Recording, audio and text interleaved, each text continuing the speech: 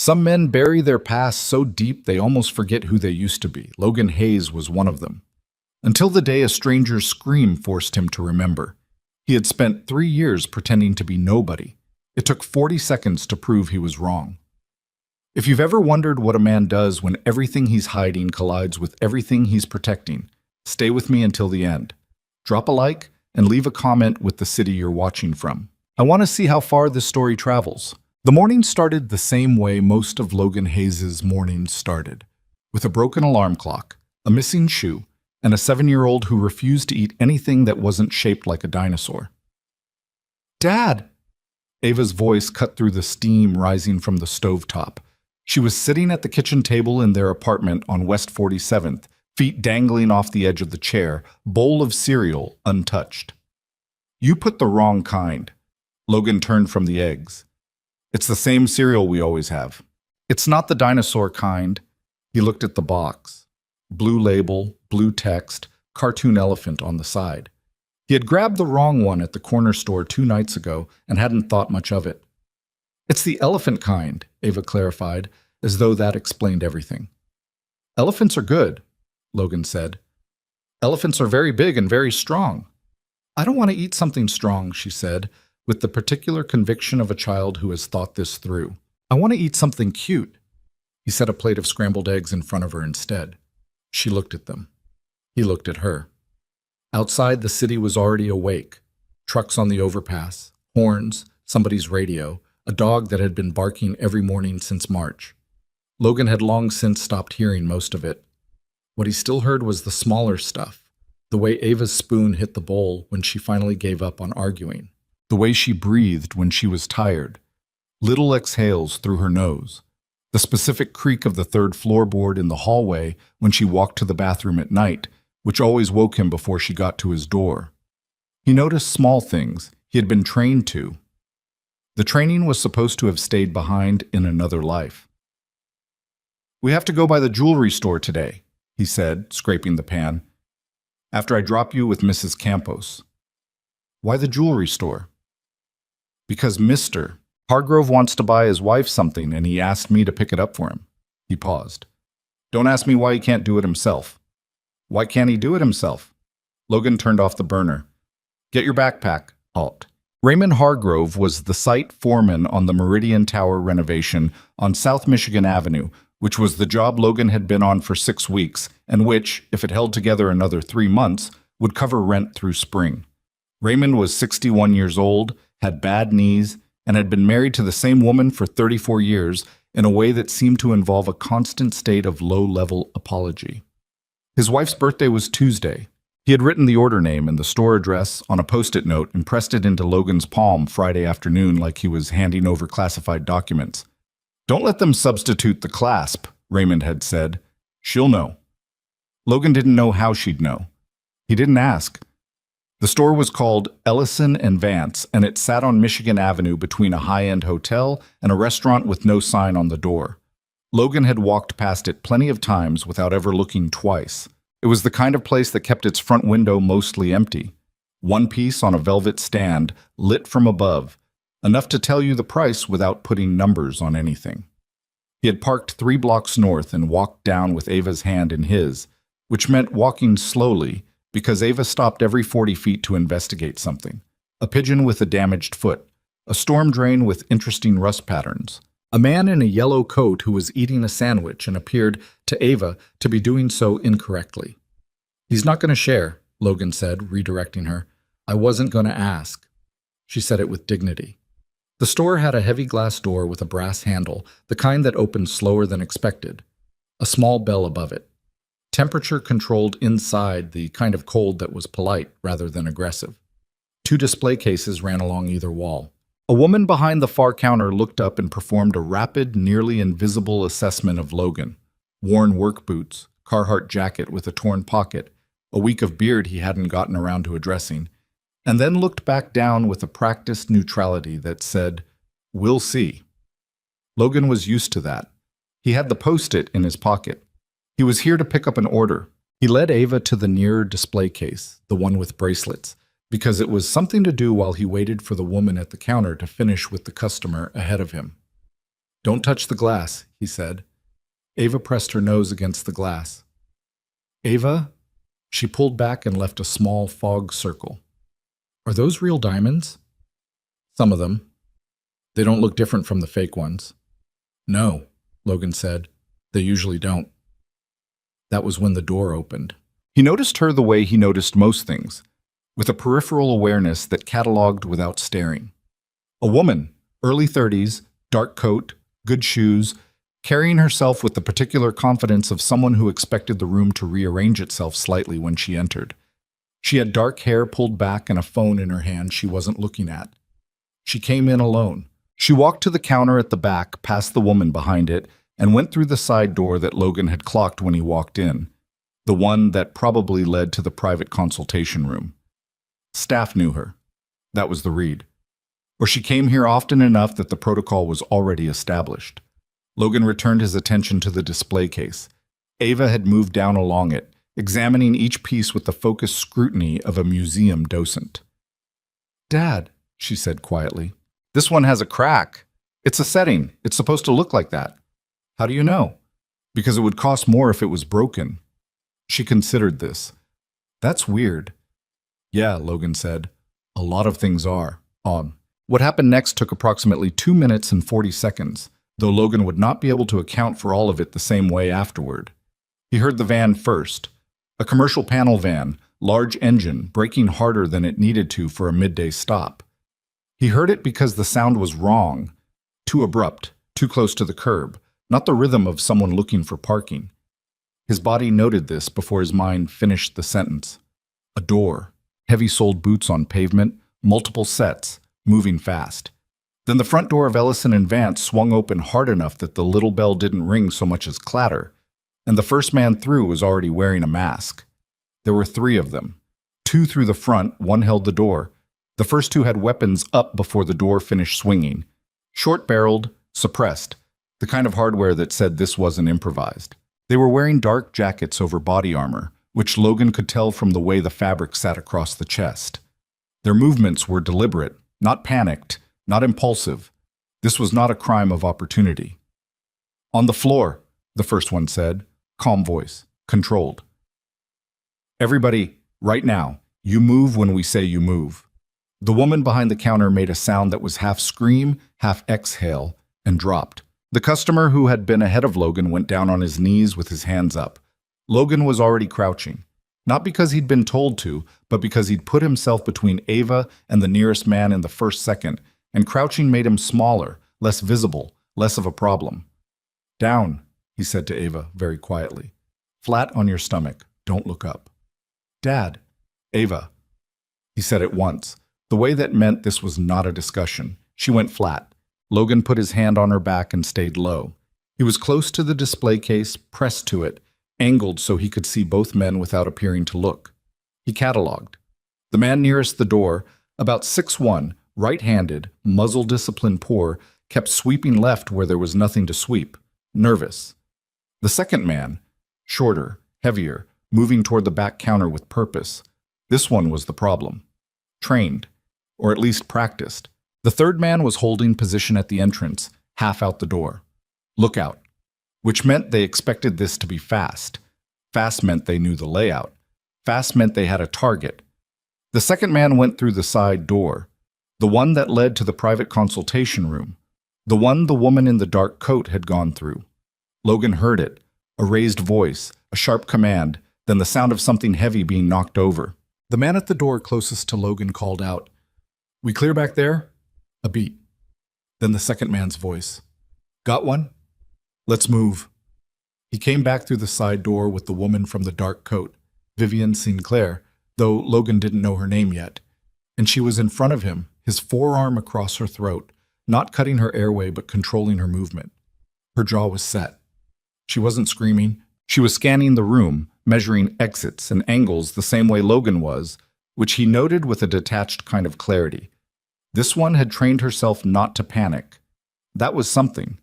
She looked at the man behind the counter, at the customer on his knees, at Logan. Their eyes met for less than a second. Something crossed her face. Not a plea exactly, something more specific than that. An acknowledgement maybe, a calculation. Logan looked back down at Ava's hair, his hand pressed flat against her back. Her small ribs were moving. Fast breaths, trying to be quiet. She was frightened, and she was doing what she'd been told, and she was 7 years old. The first man moved toward the front door and waved the third man in. They were extracting. This was going to be over in 40 seconds unless someone stopped it. Logan thought about the weight of the thing he had spent 3 years not being. He thought about the specific way Raymond Hargrove had handed him that post-it, like a man who had learned to ask for help because he had run out of options. He thought about dinosaur cereal and a broken alarm clock and a fog circle on a jewelry case. He thought about what it meant to be a man who could do something and chose not to. He stood up. What he did next was not planned. Planning implied time, and time was not a resource available to him. What happened instead was closer to physics, an object in motion, a sequence of actions that his body knew before his mind agreed to them, 3 years of civilian life peeling back like they were made of paper. The first man was 5 feet away, muzzle still sweeping poorly to his left. Logan crossed the distance in 2 steps and hit the weapon arm from below and inside, a precise upward strike at the inside of the elbow, and the pistol came free. The man had enough training to try to turn, to bring his left hand up, but Logan was already past the outside of his shoulder, one arm across his throat, and he dropped him against the display case with controlled force, enough to put him down without shattering the glass. The man's head made contact, his legs went soft, and Logan let him down to the floor with a hand on the back of his jacket. It took about 4 seconds. The third man at the door had come inside by then, and he registered what had happened approximately half a second before he should have moved. Logan was already turning when the man leveled his weapon, and the distance closed before the man fully processed the math of it. This one was taller, and there was a moment where he almost got his aim corrected, but Logan came in under the muzzle line and drove a palm strike into his sternum, hard enough that the impact traveled up and the man's aim went skyward. One more movement, controlled, efficient, the kind of thing that had been drilled into muscle memory so many years ago that it was stored somewhere beneath conscious thought. And this man went down too. The second man, the trained one, the one holding Vivian, had been watching this from across the room. He tightened his grip on her. "Back up," he said. His voice had changed. Still controlled, but the calibration was off now. He hadn't expected this. "I will put her down right here." Logan was standing in the middle of the store between 2 men on the floor and the display cases and Ava, who had not moved, who was still flat on the floor with her face turned toward the baseboard. He was breathing at a normal rate. "You're not going to do that," Logan said. "You don't know what I'm going to do." "You have one exit and it's behind me," Logan said. "You shoot her, you're not going anywhere. You don't shoot her, you still have something to negotiate with. You know that. Put the gun down." The man's eyes moved. To the 2 on the floor, to the door, to Logan. A calculation happening in real time. His arm was still across Vivian's throat. She had her hands up, palms out. She was watching Logan with an expression that was doing several things at once. Fear, yes, but also something else. Something focused. "Let her go and walk to the door," Logan said. "I'm not the police, I don't have a radio. You walk out, this is over." Another beat. The man was deciding. Vivian decided for him. She moved the way someone moves when they have been told, in some other context, on some other occasion, what to do in exactly this situation, dropping her weight, shifting her center, creating an angle. It wasn't a trained move, not exactly, but it was intentional, and it gave Logan the half-second he needed. He moved on the opening the same way he had moved on the other 2. Direct, efficient, unhesitating. And 30 seconds later, the third man was on the floor with his wrists locked in a position that made moving inadvisable. The store was quiet. Outside, a car passed. Someone's radio. Logan stepped back. He bent down and picked up the weapons, ejected the magazines from each one, cleared the chambers, and set the components on the display case in a row. His breathing was even. His hands were steady. Ava had not moved.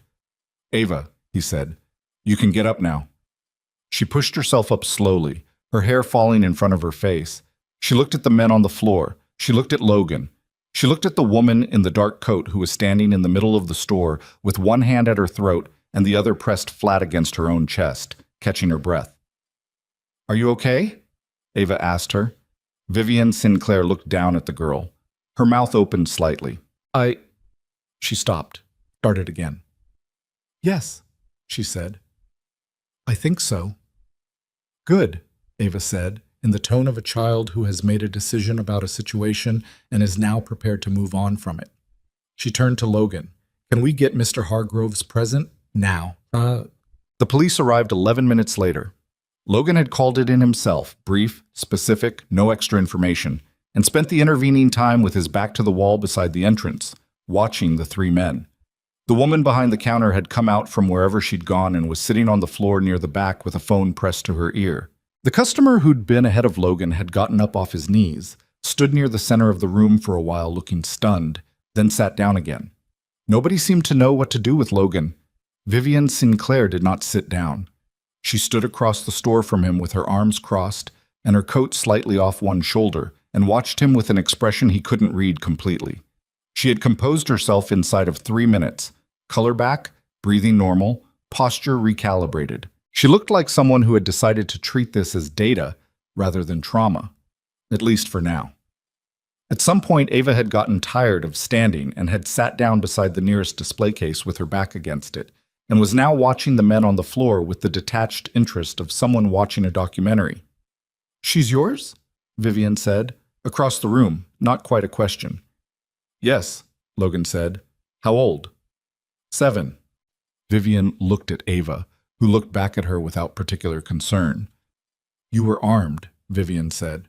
Back to Logan. No. A pause. You weren't. No. She absorbed this. Those men had weapons. I know. And body armor. The cheap kind, he said. Not bragging, just accurate. You took 3 armed men down in... She glanced at the floor, at the neat row of disassembled weapons on the display case. I don't know. It was very fast. Logan didn't respond to that. Who are you? She said. Logan Hayes. I'm here to pick up a bracelet for my foreman's wife. Something moved across her face. She was deciding whether to push it. She didn't. Yet. Outside, sirens. The lead detective's name was Carver. He had the manner of a man who had been doing his job long enough to stop being surprised by most things, but who had not quite reached the phase where he stopped being annoyed by them. He took Logan's statement in the back corner of the store, away from the others, with a younger officer standing to one side taking notes. Logan told him what happened. He kept it clean, sequential, unadorned. He did not volunteer anything extra. Carver looked at him steadily throughout. You have a military background. Construction, Logan said. Before construction. A beat. I did some things a long time ago that don't apply here. Carver wrote something, or pretended to. You live in the city? West 47th. You do this kind of thing a lot? Pick up jewelry for my boss? Carver almost smiled. Almost. The other thing. I try very hard not to, Logan said, and meant it. He was released 40 minutes later. The 3 men were in custody. The police had collected the weapons. Someone from the store's insurance company had already called, which Logan found slightly impressive. He collected his post-it note, confirmed the order with the woman behind the counter, who now seemed to want to give him everything in the store, and declined twice before accepting just the item on the note. He found Ava sitting with Vivian Sinclair at the edge of one of the display cases. They appeared to be in the middle of a conversation about something. As Logan approached, he caught the tail end of it. But how do you know which ones are the good ones? Ava was asking. The good diamonds? Yeah. Vivian tilted her head. Honestly, you mostly don't unless someone teaches you what to look for. Did someone teach you? Eventually, Vivian said. I had to learn most things the hard way. Ava considered this with the gravity she applied to most things. Me too, she said, nodding. Vivian looked up when she heard Logan's footsteps. Something shifted in her face. Not wariness exactly, more like a decision being made. We're leaving, Logan said to Ava. He looked at Vivian briefly. I'm glad you're okay. Wait, Vivian said. He waited. I don't know how to... She paused. The particular pause of a woman who was extremely good at finding words for things and had briefly run out of them. I want to say thank you in a way that actually means something. I don't think thank you covers it. It covers it, Logan said. It really doesn't. Ms. Sinclair. She said it without flourish. Vivian. Vivian, he said. Those men had one target, and it wasn't me. You're the one who had something to be afraid of today. I just happened to be in the room. She looked at him for a moment. Nobody just happens to do what you did. He had no response to that, so he didn't offer one. He held out his hand to Ava, who took it. They walked toward the door. Logan Hayes, Vivian said behind him. He stopped. I'm going to find out who you are.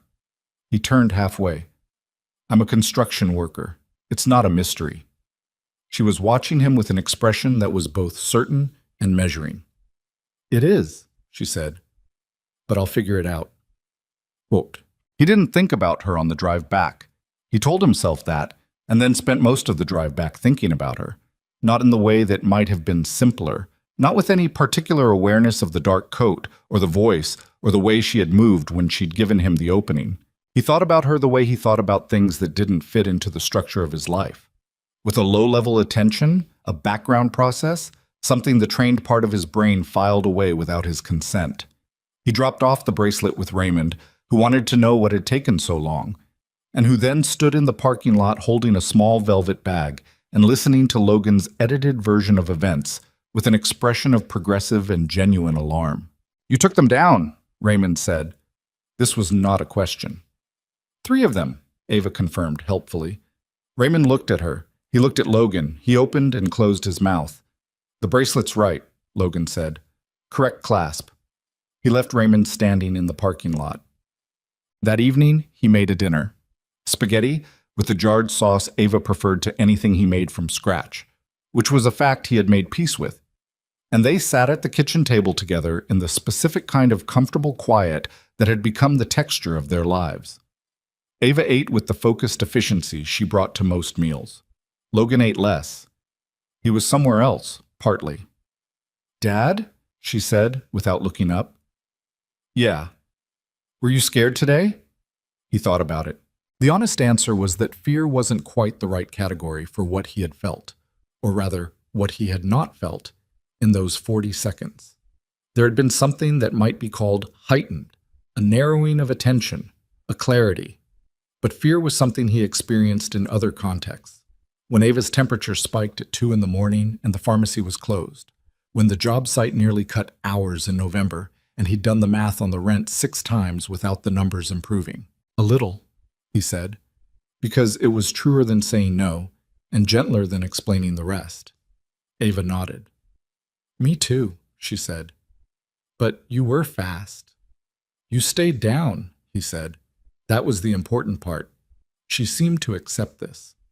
They finished dinner. He washed the dishes while she did the 20 minutes of reading she was supposed to do each night before bed, which she did on the couch with her feet up and her shoes still on because she considered shoes and couches to be a non-issue. He picked those small battles less and less. Later, after she was in bed and the apartment was quiet, he sat at the kitchen table with a cup of coffee that had gone cold and looked at the wall for a while. The wall had a water stain in the upper corner that roughly resembled a map of something, though he'd never worked out exactly what. He had looked at it many times over 3 years. He thought about the word Vivian Sinclair had used. Mystery. He thought about the specific tone of it. Not romantic, not accusatory, but analytical. The tone of someone who was already several steps into a process. He thought about how many news cameras had been outside the store. He thought about the fact that he had been on the 6 o'clock news twice in his military career under classified circumstances, and his face had never appeared in either story, and that for 3 years the arrangement had held, and that today was the first day in 3 years that he had done something in public that couldn't be attributed to an ordinary man. The coffee was cold. He didn't heat it up. Outside, the dog that barked every morning had shifted its schedule and was barking now, at nothing, at the dark. Logan sat with the thing he had not said to Vivian Sinclair, which was, I didn't just happen to be in the room. You're right. And you should stop looking into me. And I'm afraid of what you'll find. He didn't say any of it. He had walked out of the store with his daughter's hand in his and a small velvet bag containing a bracelet with the correct clasp, and he had tried to believe that was the end of it. That was the whole story. A man in the wrong place who had done the right thing and walked away clean. He knew better. He had always known better. Some things you could walk away from, and some things walked with you, and the difference was usually determined not by your choices but by someone else's, by who was watching, by who was paying attention, by whether the world had decided you were still a piece on the board or finally, mercifully, off it. The coffee was cold, and the dog was barking, and somewhere across the city, he was already quite sure Vivian Sinclair was looking up his name. He turned off the kitchen light. He checked the locks, front door, both windows, the fire escape latch, the same way he had every night for 3 years. Habit, ritual, the only kind of prayer he knew. He stood in the dark hallway outside Ava's room and listened to her breathe for a moment. Then he went to bed. He did not sleep well. He was 3 days into pretending nothing had changed when Raymond Hargrove dropped a newspaper on the worksite break table and tapped it twice with 2 fingers without saying a word. Logan looked at it. He already knew what it was going to be, but he looked anyway, the way you look at something you've been dreading because not looking doesn't actually make it not exist. The photo was from a security camera, grainy, high angle, the kind of image that shouldn't have been good enough to identify anyone, except that the angle caught him mid-movement. His face turned just far enough toward the lens, and whoever had sharpened it at the Tribune had done a thorough job. The headline read, "Mystery Hero Stops Armed Robbery at Michigan Avenue Jeweler." The subheading, "Who is the man who took down 3 armed men in under a minute?" There was a smaller photo beside it. Ava, sitting against the display case, looking up at something off camera. Her face was partially blurred. Someone at the paper had made that call, but the blur was imprecise. You could still see her hair, the shape of her profile, the way she was sitting. Logan folded the paper and put it in his jacket pocket. Raymond watched him do this. "That's you," Raymond said. "I know. The news people have been calling the store. The owner told them you didn't want to be identified." "That's true." Raymond was quiet for a moment. He was a man who had worked outdoor jobs his whole adult life, and whose face showed it, deep lines, weathered in a way that made him look both older than he was and more permanent than most things. He had known Logan for a year and a half, and in that time had asked him nothing about his life before the job site, which Logan had appreciated more than he had ever said. "You doing okay?" Raymond asked. "I'm fine. I don't mean about the robbery." Logan looked at him. "I know," he said. "I'm fine." Raymond nodded slowly, the nod of a man who didn't believe that but understood there was nothing more available. He picked up his coffee. The break was over. The calls started that afternoon. Logan's cell number wasn't public, but 2 local TV stations found it anyway by Thursday morning, which told him something about the current state of what could and could not be found about a person with modest effort. He let both go to voicemail. A third number he didn't recognize called 4 times in a row, and when he finally answered it on the 4th out of the specific irritation of repetition, the voice on the other end was a woman's, and it was not a reporter. "I found your number through the building permit office," Vivian Sinclair said. "You're listed as a permit holder on a renovation project on South Michigan. I had to call the general contractor's office and tell them I was trying to return a lost item to one of their workers." Logan was standing on a scaffold 40 feet off the ground, and he pressed the phone harder against his ear and turned his back to the wind. "That's a lot of work for a thank you. I told you I'd find out who you are." "You found my phone number. That's not the same thing." "No," she said. "It's not. I found considerably more than that." The wind picked up. Below him, somebody was running a circular saw. "I'd like to meet," she said. "Properly, not in the middle of a crime scene." "I'm at work." "I know. When do you finish?" He looked out at the city. Lake Michigan was a gray line at the edge of everything, flat and enormous, the same color as the sky in a way that made it hard to see where one ended and the other started. 5, he said. "I'll send a car." "I'll take the train," he said, and hung up. What? She had given him an address on the near north side, which turned out to be a private members club occupying the top 2 floors of a building that had once been a bank. The elevator required a key card. A woman at the reception desk looked at Logan. Still in his work jacket, concrete dust on his boots, with the same practiced neutrality as the woman at the jewelry store, and led him without comment to a corner table by a window that looked east toward the lake. Vivienne was already there. She stood when he approached, which he hadn't expected. She looked different from the store. Same composure, same precision in the way she occupied space, but the dark coat was gone, and she had the look of someone who had finished a long day and was carrying it without complaint. Her eyes were sharper than he'd remembered. Or maybe he'd been in motion when he'd first seen them and hadn't had the attention to spare. "Thank you for coming," she said. "You said you found out who I am," Logan said, sitting down. "What does that mean exactly?" She sat across from him and folded her hands on the table. "It means I had my research team run your name. It means I found a social security number that leads to a construction license issued 3 years ago and no history before that. It means the Logan Hayes, who supposedly grew up in Dayton, Ohio, has a high school listed on his background check that confirmed the enrollment only when they checked a secondary database that, as far as I can tell, was added to the record approximately 3.5 years ago." She paused. "And it means I have a contact at the Department of Defense who told me that the name on your current ID does not match the name on any public military service record, but that certain files at that level are above his clearance to access." Logan said nothing. "I'm not trying to expose you," Vivienne said. "I want to be very clear about that." "What are you trying to do?" "Right now? I'm trying to say thank you to the man who kept me from being taken by 3 armed professionals in a coordinated operation." She held his gaze. "And I'm trying to understand why a man with that skill set is living on West 47th and picking up jewelry for his boss." The waiter appeared. Logan ordered coffee. Vivienne already had water and didn't order anything else. "I have a daughter," Logan said after the waiter left. "I know, 7 years old. Ava." She said it without apology for knowing it. Her school enrollment is under the same fabricated identity. Your rent payments are cash. Your phone is a prepaid. She paused. "You've been very careful." "Apparently not careful enough." Something crossed her face. Not quite guilt. "The robbery wasn't your fault." "No," he said. "But what I did in that store was." He looked at the table for a moment. "I made a choice. I knew the cost of it when I made it. I'm not asking for sympathy." "I'm not offering sympathy," she said. "I'm offering—" She stopped, reconsidered. "I don't know yet what I'm offering. I'm still trying to decide what you need." "I don't need anything from you." "That's not entirely true, is it?" He looked at her. "Someone coordinated that robbery," she said. "Those men had body armor and suppressed weapons, and they knew exactly which room I was in and which door led to it. This was not 3 men who decided on a Tuesday to rob a jewelry store. Someone sent them." She leaned forward slightly.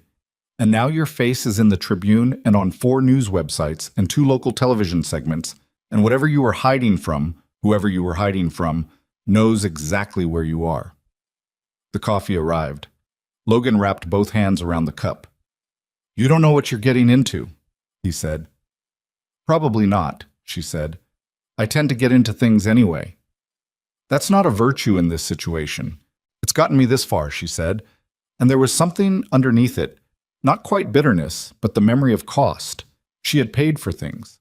Whatever she had built, it hadn't come easily, and she knew the difference between risk that was careless and risk that was calculated. He studied her face for a moment. She let him do it without flinching. "My real name isn't Logan Hayes," he said. "I know. I'm not going to tell you what it is." "I'm not asking. The people who might be looking for me, if they've made the connection from the news coverage, they're not the kind of people who send 3 men and stop there." Vivienne was quiet for a moment. "How long have you been running?" "I've been living quietly," he said. "There's a difference." "For 3 years?" "Yes." "Alone?" "With Ava." She looked at him steadily. "Her mother?" He picked up the coffee cup, set it down. "Cancer. 4 years ago. Ava was 3. He said it in the same tone he always used when he said it, which was flat and clean and indicated that the conversation could continue in any direction except that one. Vivienne nodded once. She didn't say she was sorry. He appreciated that. He almost believed it was going to stay theoretical. The threat, the exposure. The sense that 3 years of careful nothing had just been undone in 40 seconds. He almost let himself think it was a manageable problem, a situation that called for heightened caution and maybe a change of neighborhood, and that would be the end of it. Then his phone rang at 7:43 on Friday morning while he was making Ava's lunch, and the number was Ava's school. The woman on the line was Mrs. Parrish, the school's administrative coordinator, and she was using a voice that was working very hard to be calm and achieving it imperfectly. "Mr. Hayes, I need you to come to the school. There's been an incident. Ava is safe." The word safe delivered with slight extra weight that told him she was saying it specifically to prevent him from losing the thread of the conversation. "But there's been an incident, and we've contacted the police, and we need you here." He was in the car in 4 minutes. The school was a low brick building on North Artesian with a chain-link fence around the playground and a front entrance that required a buzzer. Normal security for an elementary school in that part of the city. Logan had evaluated it when he'd enrolled Ava and had decided it was adequate for the life they were living, which had been a life in which nobody was looking for them. 3 police units were in front when he arrived. He parked badly and went inside. Ava was in the main office, sitting on a plastic chair with her backpack in her lap and her arms around it. She looked up when he came through the door, and the expression on her face was one he had seen only a few times. The look that meant she was holding something together by force of will and had been waiting for someone to hand it off to. He crossed the room and crouched in front of her. "You okay?" "Yeah," she said. Her voice was slightly tight. "Did anyone hurt you?" "No." A beat. "There was a man." "I know. Tell me later." He put a hand on her shoulder. "You did good." She nodded. Her arms loosened around the backpack slightly. Detective Carver was standing near the principal's office door, which Logan registered with a specific kind of unease. Either the coincidence meant something or the city assigned robbery-adjacent detectives to anything that might connect, and right now he couldn't tell which. Carver looked at Logan with an expression that had shifted from their first meeting. Less neutral, more measuring. "Mr. Hayes?" "What happened?" Carver gestured toward the principal's office. Logan looked at Ava. Mrs. Parrish, the coordinator, came over and sat next to her and said something quietly, and Ava looked at Logan once before he followed Carver through the door. The principal, a compact woman named Dr. Osei, was behind her desk. A uniformed officer stood to one side. Carver shut the door. At 8:06 this morning, Carver said, a man approached the school's side entrance on the service alley. He had a staff entry proximity card. He let that land for a second. He told the aide at the interior door that he was there to pick up a student, specifically Ava Hayes, and that there had been a family emergency. He had a written consent form with a forged signature. Logan's face did not change. The aide asked for ID. The man provided it. The name on the ID matched a name on the school's authorized pickup list. Carver looked at him. "Can you tell me who Marcus Dell is?" "My brother-in-law," Logan said. "He's in Denver. He's nowhere near Chicago." Carver nodded slowly. The ID was a very good fake. The proximity card was even more interesting. According to school security, that card was coded to match one assigned to a teacher who joined the staff 3 weeks ago. 3 weeks ago. Before the robbery. Before the news coverage. The room was very quiet. "You understand what that tells me," Carver said. "It tells you they had time," Logan said. "They set this up before the store. The robbery was connected." Carver looked at him for a long moment. "Who are you, Mr. Hayes?" "I'm a construction worker." "Don't." Logan looked at the floor, then at Carver. "I'm someone who made enemies a long time ago, in a context I'm not at liberty to discuss, and who has been living quietly for 3 years, and who made a mistake Wednesday by making himself visible." That's a very precise non-answer. "It's the most honest thing I can give you right now." Carver exhaled. He rubbed the back of his neck. "The man at the school entrance ran when the aide called for the principal. We have footage. No plates. He had a car waiting on the alley, but the camera angle didn't catch them. The ID he used was good enough that we're running it against federal forgery databases." He paused. "Which suggests whoever you made enemies with has resources." "Yes," Logan said. "They do." "Are you going to tell me more than that?" "Not today." Carver looked at him with the expression of a man who had decided to be frustrated later, when he had more time for it. "Your daughter cannot go back to that school." I know. You need to make decisions very quickly about where you're going to be tonight. I know that too. He called Vivian from the parking lot while Ava sat in the back seat of the car with her backpack and her shoes still on and looked out the window at the street with the specific stillness of a child who was processing something that didn't fit into any category she had been given yet. Vivian picked up on the second ring. Someone tried to take Ava from school this morning, he said. A beat. Then, are you somewhere safe right now? Parking lot on North Artesian, yes, for the moment. Logan. The first time she had used just his name, or the name he went by. It sat differently than he expected. I have a building on the Gold Coast, 42nd floor, private entrance, 24-hour security on a system I designed myself, and I am the only person with the master access codes. I'm not bringing my daughter into something that she's already in it, Vivian said, not unkindly. That happened this morning. The question now is where she's safer. In an apartment with a chain lock on West 47th, or somewhere with a system that took 4 years and $11 million to build. Logan stood with the phone against his ear and looked at nothing in particular. A woman was walking her dog on the sidewalk ahead. 2 kids on bikes. The ordinary afternoon city proceeding without awareness of any of the rest of it. You don't know what you're taking on, he said. I know I'm not going to sit in my penthouse and do nothing while a 7-year-old is in danger because of something that happened in my presence, she said. This started with me. Those men were there for me.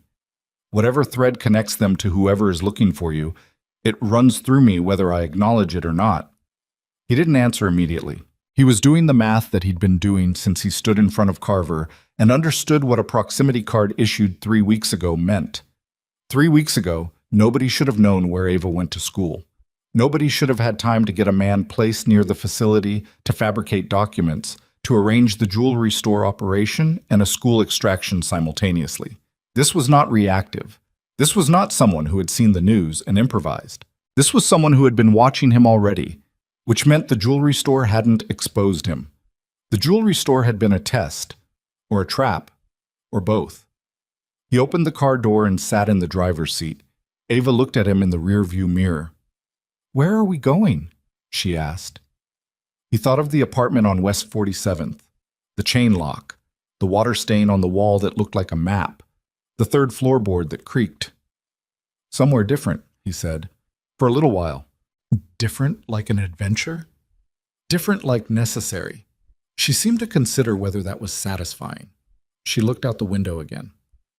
Okay, she said, in the tone that meant she was reserving judgment. He looked at the phone still in his hand. Send me the address, he said to Vivian. The building was everything she'd described, and several things she hadn't mentioned.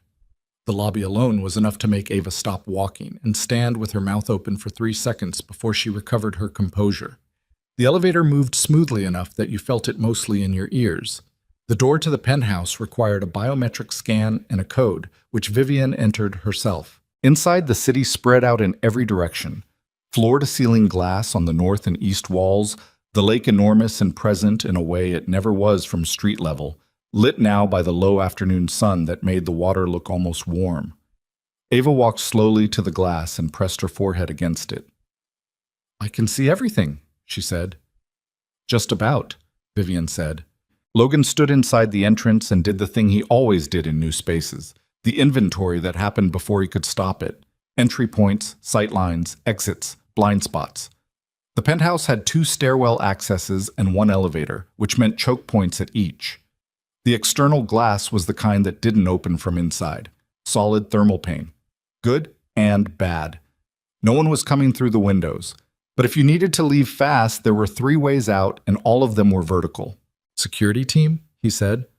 2 on the lobby level, 1 in the control room on the 39th floor, Vivian said.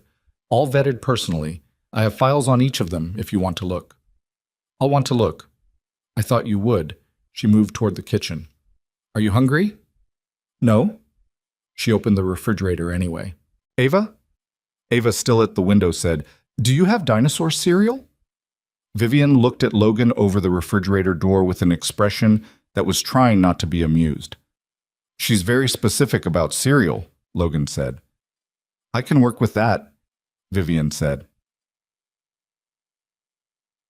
Guts. He spent the first hour going through the security files she had on her team, sitting at the kitchen island with a cup of coffee that was significantly better than the one he'd had at the members club, and he went through each file carefully. Employment history, background, any gaps, any associations that warranted attention. They were clean, or as clean as 3 years of professional hiring could produce. He noted 2 that had prior federal employment, 1 Secret Service, 1 military contracting, and flagged them not because they were problems, but because they were variables. Vivian sat across from him and answered questions when he had them, which he did with the focused efficiency of someone who had done this kind of evaluation before and knew exactly which threads to pull. "You ran background checks on your own security team," he said at one point. "Every 6 months," she said. "The first thing I learned when I started building something worth protecting is that you have to know who's between you and the threat." She paused. "The second thing I learned is that the threat is usually closer than you think." He looked up from the file. "Personal experience?" "I had a CFO who spent 2 years moving money through the company's pharmaceutical supply chain on behalf of a competitor. He sat 3 offices down from mine." She said it without particular heat. "I trusted him because he had impeccable references and a very calm voice." She looked at her coffee. "I learned to look past those things." Logan was quiet for a moment. "The men at the store," he said. "They came for you specifically. You understand that." "I've been understanding that since Wednesday night," she said. "I have my own enemies. Running a pharmaceutical empire creates them efficiently." She met his eyes. "But the attempt on Ava, that's connected to yours." "Yes, which means someone is aware that there's a connection between us. In 3 days." "In 3 days," he agreed. "Which means they were already watching one of us when the store happened." She was very still for a moment, the particular stillness of a sharp mind absorbing an implication that opens into something larger. "If they were watching me before the store," she said slowly, "the robbery wasn't just about taking me. It was about seeing who would respond." "It was about finding out if I was still alive," Logan said, "and where I was." The words sat on the table between them. "Who are they?" she asked. Not pushing, exactly, asking from the position of someone who had already decided that the information was necessary and was being patient about receiving it. He looked at the security files spread across the counter, at the city through the windows, at the hallway that led to the room where Ava had been put to bed 20 minutes ago with a bowl of regular cereal that Vivian had acquired through what appeared to be the rapid intervention of a grocery delivery service, and which Ava had inspected with the gravity of a quality inspector before declaring acceptable. "There's a man," Logan said. "His name, the name I know him by, is Colonel Warren Voss. He ran a classified intelligence operation out of a joint task force I was assigned to 8 years ago. I was a team leader. My team was good. Too good, maybe.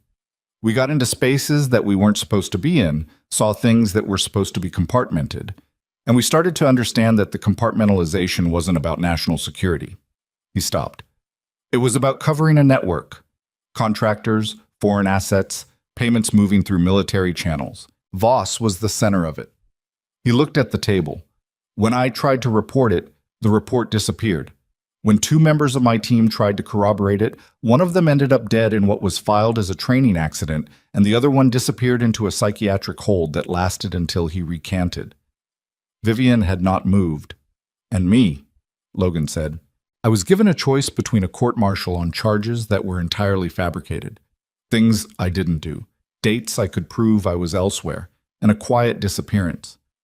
I chose the disappearance. I had a pregnant wife with stage 3 ovarian cancer, and I chose the thing that kept us both alive." He exhaled. "She died anyway, but Ava was here, and I'd made a promise." The kitchen was very quiet. "Warren Voss is still active," Vivian said. "Last I knew, he'd moved into a civilian advisory role. Defense contractor. The kind of position where your actual work is completely obscured by the title." He looked up. "If he saw my face on the news, he'd know the deal he made with you was no longer holding," Vivian said. "He'd know I was a liability," Logan said, "because I'm the only person still alive who can connect the original evidence to his name. I preserve things, hidden, but accessible if you know where to look." Vivian looked at him with an expression that was doing several things at once. You've been sitting on classified evidence of a military corruption network for 3 years while raising a child alone on a construction worker's salary. I couldn't use it without becoming visible, he said, and becoming visible meant putting Ava at risk. And now you're visible anyway. And now I'm visible anyway, he said. She looked at him for a long moment. Outside, the lake had gone dark, the sun entirely gone, and the city's lights had taken over, an electric scatter that went all the way to the horizon. Then we don't wait for them to move again, she said. Logan looked at her. You can't just... I have resources, she said. Not boasting, stating. I have people who owe me things. I have a legal team that has taken on the federal government twice and won both times. I have money, which is indelicate to say, but money is how things actually get done in this country, and pretending otherwise is just another way of losing. She leaned forward. And I have a reason to want Voss exposed that has nothing to do with you. The men who came for you at the store, they were professionals, she said. Someone paid for professionals. Someone with access to that level of resource and that level of planning. If Voss is the center of what you're describing, it's entirely possible that the network you uncovered 8 years ago has fingers in industries that have nothing to do with military contracting. She paused. Including pharmaceutical supply chains. The implication settled. We don't know that, Logan said. No, she said. Not yet. He looked at her and thought about all the ways this could get worse and all the ways it was going to get worse regardless of what choices he made in the next 48 hours. He thought about the school parking lot and Mrs. Parrish's carefully controlled voice on the phone. He thought about a proximity card issued 3 weeks ago. He thought about Ava, 2 rooms away, asleep in a bed in a stranger's penthouse. You should understand something, he said. If I start pulling on this thread, it doesn't stop cleanly. The people who will come, they won't care about you being Vivian Sinclair. They won't care about the building or the security system. They will send more than 3 men. I know, she said. I don't think you do. Logan, she held his gaze. I built a pharmaceutical company from nothing in an industry that tries to bury women who don't know their place. I've had my board try to remove me twice. My patents stolen once, and my personal life turned into leverage by people who thought it would work. Her voice was even. I'm not unacquainted with people who want me gone. She stood. The difference is that now I have someone in my living room who knows what he's doing. She picked up her coffee cup and walked toward the window. Get some sleep, she said. You're not going to be useful to either of us running on nothing. Logan sat with the empty kitchen around him and the files on the counter and the city outside performing its indifferent nighttime routines. He thought about how much had changed in 72 hours and how many of those changes were irreversible. He thought about what it meant to stop running. Not yet, but possibly soon. Possibly for the first time in 3 years, there was something here that wasn't running. Something that was, if he was honest, closer to turning around. He didn't know yet if that was courage or just exhaustion wearing courage's coat. He turned off the kitchen light and went to check the locks. He slept 4 hours, which was more than he expected and less than he needed. The guest room Vivian had given him was at the end of the hall, separated from Ava's room by a bathroom with a door that locked from either side, and he had tested both locks before lying down on top of the covers with his shoes still on. The bed was better than anything he'd slept on in 3 years. He barely noticed it.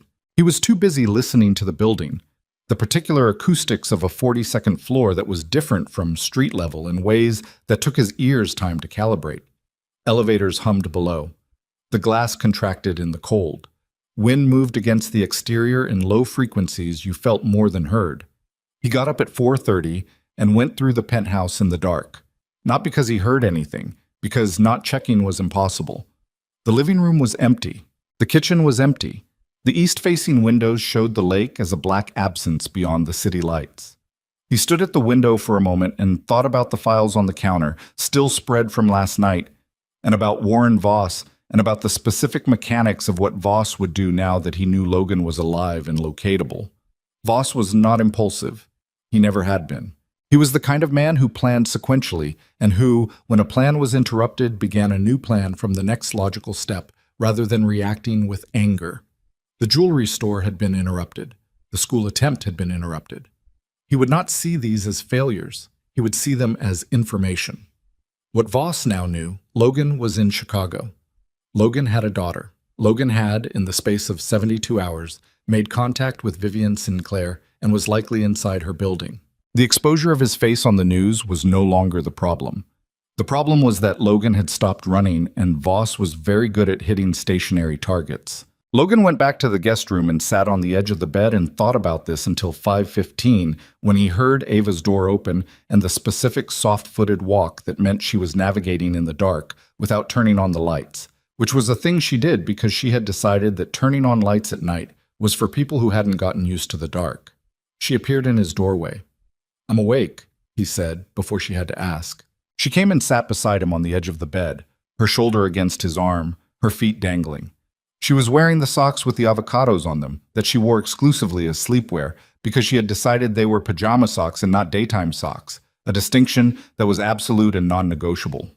They sat like that for a while without talking. "Are we going back to our apartment?" she said finally. "Not yet." "Are we in trouble?" He thought about the word. Trouble was what you were in when the situation was recoverable with enough effort. He wasn't sure that was precisely the right category, but it was close enough for a 5:15 conversation with a 7-year-old. "We're in a situation," he said. "I'm working on it." "Is Vivian helping?" "Yes." Ava nodded. She seemed to find this acceptable. She trusted competence in adults the way she trusted facts, empirically, based on evidence. She had seen Vivian move through her own crisis with a certain quality of self-possession, and she had watched Logan defer to Vivian's security system without argument, and from these 2 data points she had apparently constructed a working theory. "She's smart," Ava said. "Yeah," Logan said. "She is." "Are you friends?" He paused. "I don't know yet." "You should figure it out," she said. "She has very good cereal now." By 7 in the morning, Vivian was already at the kitchen island with a laptop and 2 phones and a legal pad covered in handwriting that moved at an angle, as though her thoughts moved faster than the line.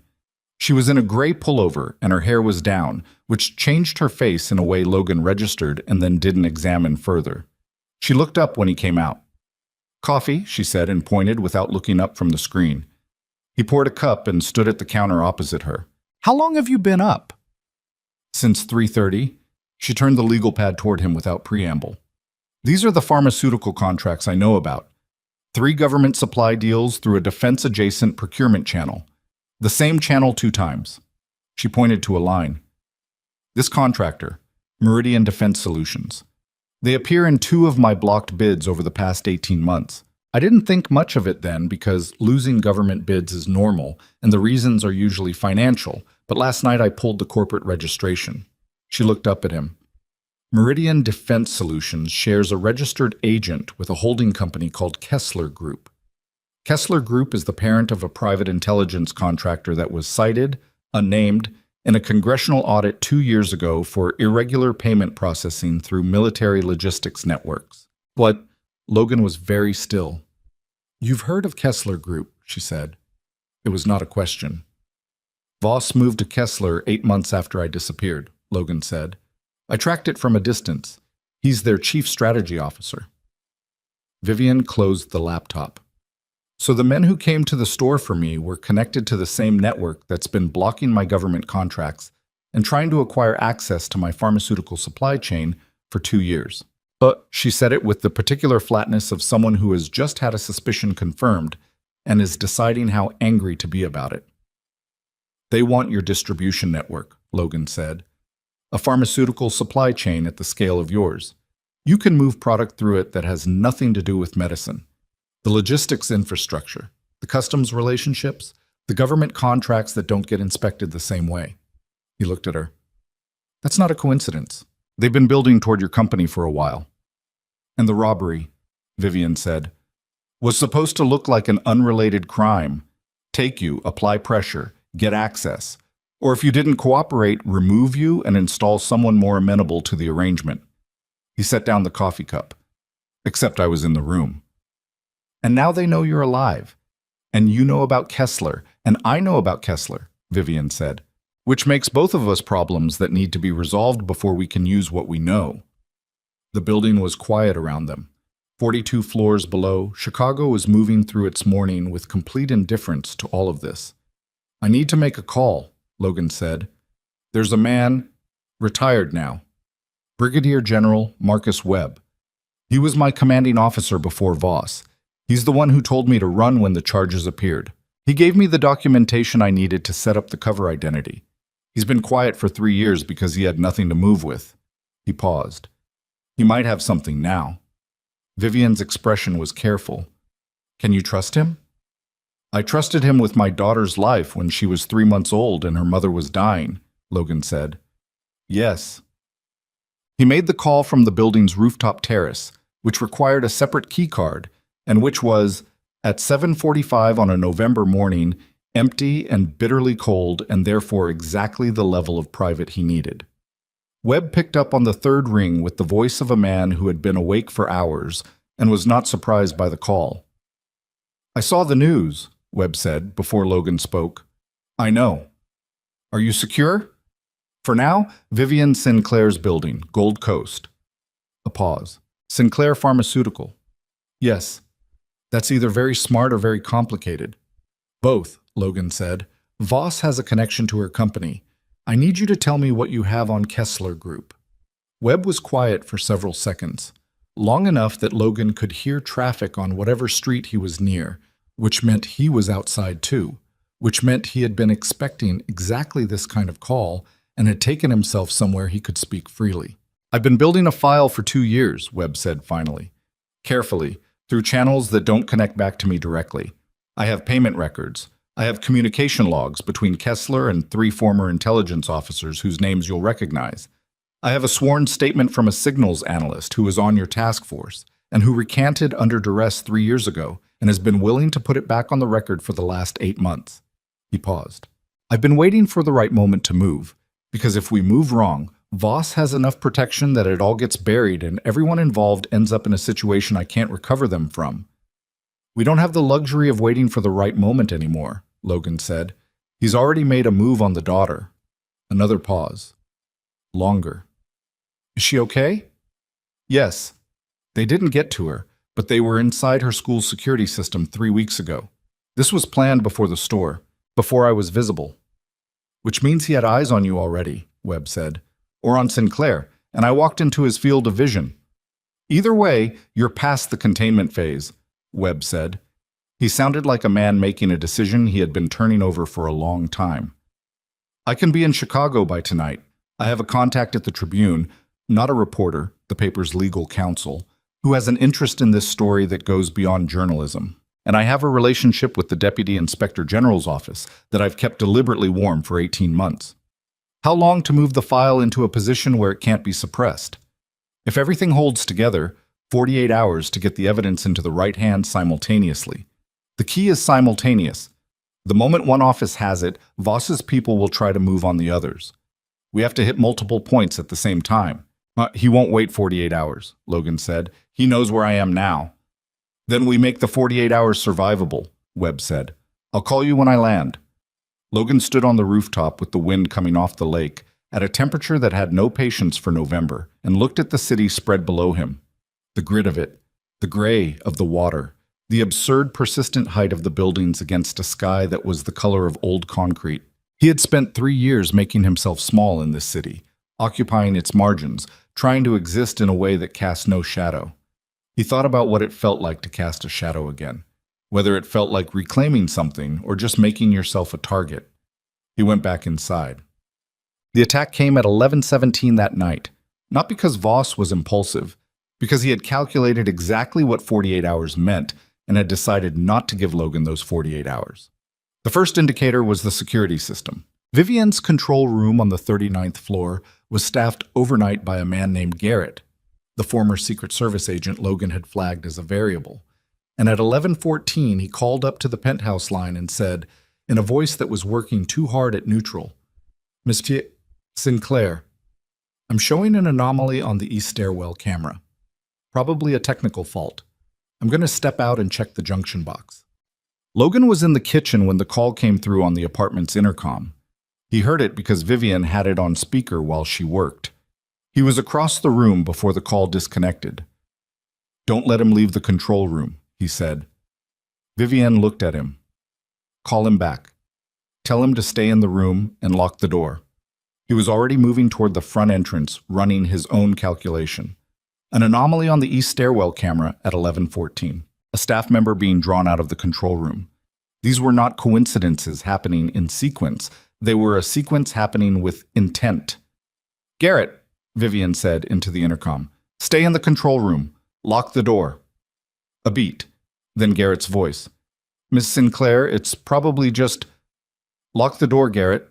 A pause. "Yes, ma'am."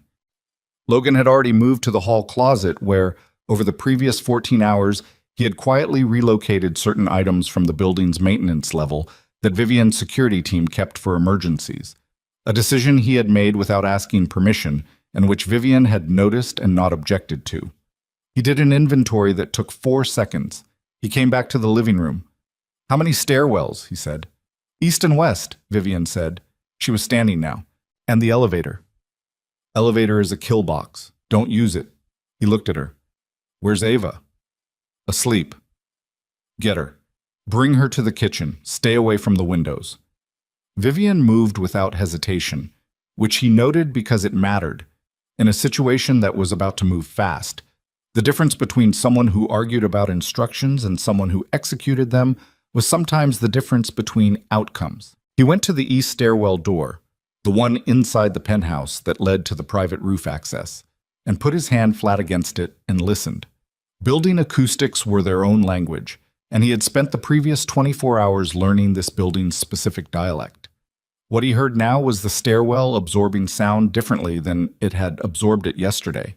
Weight on the steps, distributed across multiple points, moving with discipline. More than one person. He stepped back from the door and did the math he'd been doing since he left the military, and which he had thought, for 3 years, he would never have to do again. Distance, angles, choke points, timing. How many could be on the stairs given the sound distribution? Probably 3, possibly 4. Whether they'd split to cover both stairwells simultaneously? Yes, almost certainly. Whether they knew the layout of the penthouse? They had access to a school security system 3 weeks in advance, which meant, yes, they'd had time to acquire architectural plans, which meant they knew the kitchen was the furthest point from both stairwell entries. He went to the kitchen. Vivienne was there with Ava, who was awake and wearing the avocado socks and looking at Logan with an expression that said she understood this was not a normal situation, but was waiting for him to define exactly what category it fell into. "Stay low," he said to both of them. "Behind the island." Ava got behind the island. Vivienne crouched beside her without being told twice. "There are people in the stairwells," he said. "How many?" Vivienne said. "Enough." He looked at her. "I need you to do something for me." "What?" "I need you to keep her talking," he said. He looked at Ava. "Whatever happens in the next few minutes, you stay here. You don't move unless Vivienne tells you to move. You understand?" "Yes," Ava said. Her voice was clear. She was frightened. He could see that. Her hands were pressed flat against the floor in the way she pressed them flat against surfaces when she was trying to be very still. But she was holding it. She was always holding it. He didn't know where she had gotten that from. Her mother, maybe. The parts of her mother that had held on far longer than the medicine said she should have. "I'll be right back," he said. He moved to the living room. What happened in the next 11 minutes was not a clean thing and would not have looked, to any outside observer, like the efficient sequence of movements it was from inside Logan's perspective. It was loud in places and completely silent in others, which was its own kind of disorienting. It involved both stairwell doors and the specific use of the penthouse's layout as a variable rather than a liability, which Logan had been quietly planning since the first morning he'd walked the space. The east stairwell entry opened first. 2 men, body armor, tactical configuration, more professional than the 3 at the jewelry store, but operating in a space with limited angles and a man who already knew their entry point. Logan had positioned himself at the single blind spot that the architectural plans would show as a cleared sight line, the space behind the large built-in shelving unit on the east wall that appeared on any floor plan as solid and therefore not a position anyone would account for. He came out of that position on the first man before the team had cleared the door, and the sequence that followed was short and brutal and involved the kind of close-range force that he had spent 3 years trying to forget the weight of. The first man went down. The second man made the mistake of turning toward the sound rather than holding the door, which created the angle Logan needed. The second man went down harder than the first. The west stairwell entry opened 40 seconds later, slightly delayed, which told him the west team had heard something and adjusted, which told him they were communicative and professional. He was already across the room when the west door opened. There were 3 on this side. 3 was harder. The first exchange moved fast and damaged Logan's left shoulder in a way that he registered as a white-hot fact and set aside because the alternative to setting it aside was considerably worse. He put 2 men down. The third was the largest of all of them, 6'3" at least, with the kind of build that came from systematic effort, and who recovered from Logan's first move faster than the others had. They went into the furniture. A glass table didn't survive. Logan's shoulder screamed at him throughout, and he ignored it with the specific practiced discipline of someone who has learned that the body will keep an accounting and simply delays the collection. He ended it against the wall near the west window with a hold that made movement a structural problem for the man's arm. "I'm going to ask you something once," Logan said, breathing harder than he wanted to. "Who sent you?" The man didn't answer. Which was the answer? These were professionals who had been briefed on operational silence, which told Logan they'd been hired through channels that knew how this kind of work was done. He made movement inadvisable for a period that would require medical attention and stepped back. 5 men down. The penthouse was very quiet.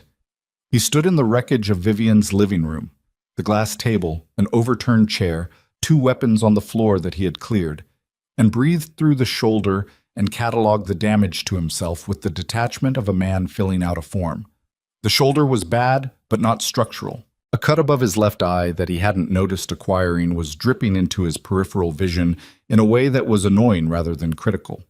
His ribs on the right side had opinions about the last 30 seconds that he was not prepared to entertain yet. He walked to the kitchen. Vivian came around the island before he cleared the doorway. She stopped when she saw the blood from the cut. "You're hurt," she said. "It looks worse than it is," he said, which was partially true. "How many?" 5. He looked at Ava, who had stood up from behind the island and was looking at him with an expression that was complicated in the way that only the expressions of children who are trying to understand something genuinely frightening are complicated. "Are you okay?" he asked her. "You're bleeding," she said. "Yeah, I know." "Does it hurt?" "A little." She came forward and very carefully put her arms around his waist, which she could reach from below, and pressed her face against his side. He put his good hand on her hair. Vivian was already on the phone. He could hear her, controlled and precise, telling someone to get the police, telling Garrett to release the lockdown on the control room, telling a third person something in a clipped tone that involved the words legal team. "And tonight, and I don't care what time it is." She finished the calls and looked at Logan over the top of Ava's head. "Garrett," Logan said. He was drawing himself out of the control room. "He's compromised." "I know," she said. "I already called the second team." "You have a second security team." "I told you the system took 4 years to build," she said. There was something in her face, not quite relief, not quite the absence of fear, but something adjacent to both. A woman recalibrating what had just happened against what she had prepared for. "I always build redundancy." He looked at her for a moment. Then he looked down at Ava, who had not let go. "The evidence," he said. "Webb needs to move. Tonight." Voss just escalated, which means he's losing patience, and a man like that gets sloppy when he's losing patience. That's the window. "I heard you on the phone this morning," Vivian said. "Webb lands at O'Hare at 10. He'll be here by 11:30. Was that before or after you decided to call your legal team tonight?" "About 30 seconds before," she said. "I was already thinking about it." She didn't look apologetic. "You're not the only one who plans ahead." He almost said something. He was not entirely sure what. The shoulder made certain kinds of thinking difficult, and the living room behind him was a disaster, and Ava was still holding onto his side with both arms, and there was a specific quality to the moment. The 3 of them in a kitchen at 11:30 at night, in the aftermath of something that should not have happened, that was too dense to say anything clean about. "You need to sit down," Vivian said. "I have a first aid kit." "I'm fine." "Your eye has been bleeding for 8 minutes," she said. "Sit down." He sat down. Webb arrived at 11:47. He was 71 years old and still moved like a man who had never fully retired from the posture of command. Straight-backed, unhurried, with the specific quality of a person who had spent decades making other people feel like the situation was containable, regardless of whether it actually was. He shook Logan's hand in the doorway of the penthouse and looked at the living room behind him with an expression that took in the overturned furniture, the cleared weapons on the floor, and Logan's bandaged eye without visible alarm. "I'm getting too old for this," Webb said, which was the most complaint he would offer. He shook Vivian's hand. "General Marcus Webb, retired." "Vivian Sinclair." She looked at him with the same calibrating attention she gave to everyone. "Logan trusts you." "Logan has good instincts," Webb said. Usually. He stayed in that jewelry store instead of walking out the back," Webb said. "That's open to debate." "I would have walked out the back," Vivian said, "and then I'd be wherever those men were taking me." Webb looked at Logan. "Fair point," he said. They moved to the dining table, the one room without evidence of the evening's activities, and Webb opened a hard-sided case that contained a laptop and 2 external drives and a manila folder that was thick enough to require a rubber band. He set these out with the care of a man who had been holding on to them for a long time and was finally permitted to put them down. "This is everything," he said. "Payment records going back 6 years. Communications between Voss and 3 current figures. 1 congressional, 1 in the intelligence community, 1 in federal contracting, that establish a pattern of coordination that a first-year prosecutor could work with. The signals analyst's statement, notarized, with corroborating documentation. And 2 financial audits of Kessler Group that were commissioned independently and then suppressed by the contracting committee they were submitted to." He looked at both of them. "I also have a contact at the Department of Justice, not a political appointee, a career attorney, who's been waiting for a file like this for 14 months. "Why waiting?" Logan said. "Because without an active, visible party willing to go on record, it's a file without a face. The system buries files without faces." Webb looked at him. "That's you, son. You're the face of this." Logan was quiet for a moment. "What does going on record mean practically?" he said. "For Ava. New identity, federal protection during the exposure period, after conviction, and with this file there will be conviction, you're clear, your original name restored if you want it, your military record expunged of the fabricated charges." Webb paused. "It's not clean. Nothing about this is going to be clean, but it's survivable." "And during the exposure period," Logan said. "How long?" 3 weeks minimum, could be 6. Logan looked at the table, at the drives, at the folder held together with a rubber band. "Ava can stay here during the exposure period," Vivian said. Both men looked at her. Her voice was even. "She knows this building now. My security team, the one that isn't Garrett, knows her. She'd be safer here than anywhere the federal government puts her, frankly, because nobody outside this room knows she's here." "That's a significant offer," Webb said, looking at her with new assessment. "It's a practical offer," Vivian said. "I'm not doing this for sentiment." She paused. "Well, I'm doing it partially for sentiment, but it's also practical." Logan looked at her. There were things in her face that she wasn't hiding exactly, but that she wasn't leading with either. A kind of offered honesty that she was leaving it to him to acknowledge or not. He thought about 3 years of a life organized entirely around one principle, which was that letting anyone close was a cost he couldn't pay. He thought about a woman in a dark coat who had looked at him across a crime scene in progress and done a calculation instead of screaming. He thought about how poor his judgment had been tonight, which was not at all, and how that was the first time in 3 years he could say that about a situation involving another person. 48 hours, he said to Webb. "We move in 48 hours. Webb nodded. "I'll make the calls first thing. And Voss," Logan said, "he'll know the window is opened once we start moving. He'll try to move first." "Then we don't give him a first," Webb said. "We give him a simultaneous, all at once, across every pressure point, before any single one of his protections can call the others. He looked at Logan with an expression that was about the longest possible distance between now and 8 years ago, and also, somehow, about the shortest. You did everything right back then, son. It just wasn't enough because you were doing it alone. He put his hand briefly on Logan's good shoulder. You're not alone anymore. Logan looked at the table and thought about that, about what it cost to believe it and what it cost not to. Outside, the lake was doing what it always did, which was existing without regard for any of the things happening to the people on its shore. Cold, enormous, indifferent in the way that large things are indifferent. Not cruel, just proportionate. Logan had looked at it from this window for 2 days now, and each time it had done the same thing it did to him that it had always done. Since the first time he'd seen the ocean from a flight deck 20 feet above the water, reminded him that most of what felt catastrophic was actually very small, and that small things could be survived. He picked up one of the external drives from the table. Walk me through the financial records, he said to Webb. I want to understand exactly what we're working with. Webb opened the laptop. They worked through the night. They worked until 4 in the morning, and by the time Webb closed the laptop, the table was covered in handwritten notes and printouts and 3 empty coffee cups, and the particular kind of exhausted clarity that only comes from spending hours inside a problem until the problem stops being overwhelming and starts being specific. The file was better than Logan had expected. Not perfect, evidence rarely was, but coherent in the way that mattered, which was that it told a story any reasonable person could follow.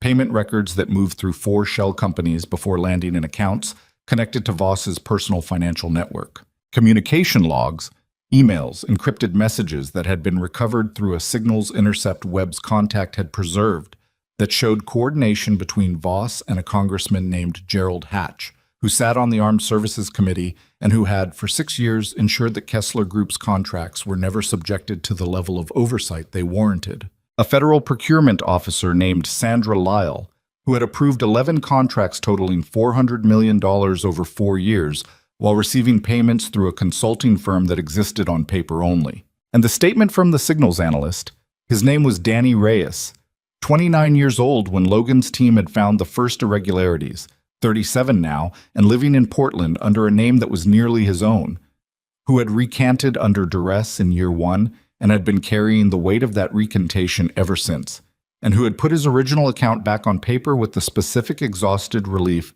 of someone finally setting down something very heavy. Reyes took a real risk, Logan said. He's been wanting to for a long time, Webb said. He needed to know you were still alive. He needed to know it meant something. Logan looked at the statement. Danny Reyes's handwriting was cramped and slanted right, the writing of someone who thought faster than the pen. He had written 12 pages without stopping, and the last paragraph ended mid-page in a way that looked like he had simply run out of things to add and stopped. Does he know what we're doing? Logan said. He knows the timeline. He's ready. Vivian, who had been sitting at the end of the table for the past 2 hours, listening more than talking, said, The congressional piece is the one that needs to move first. If Hatch gets wind of any of this before the file reaches the DOJ, he has the committee relationships to delay it long enough for Voss to react. She had been thinking about sequencing, Logan realized.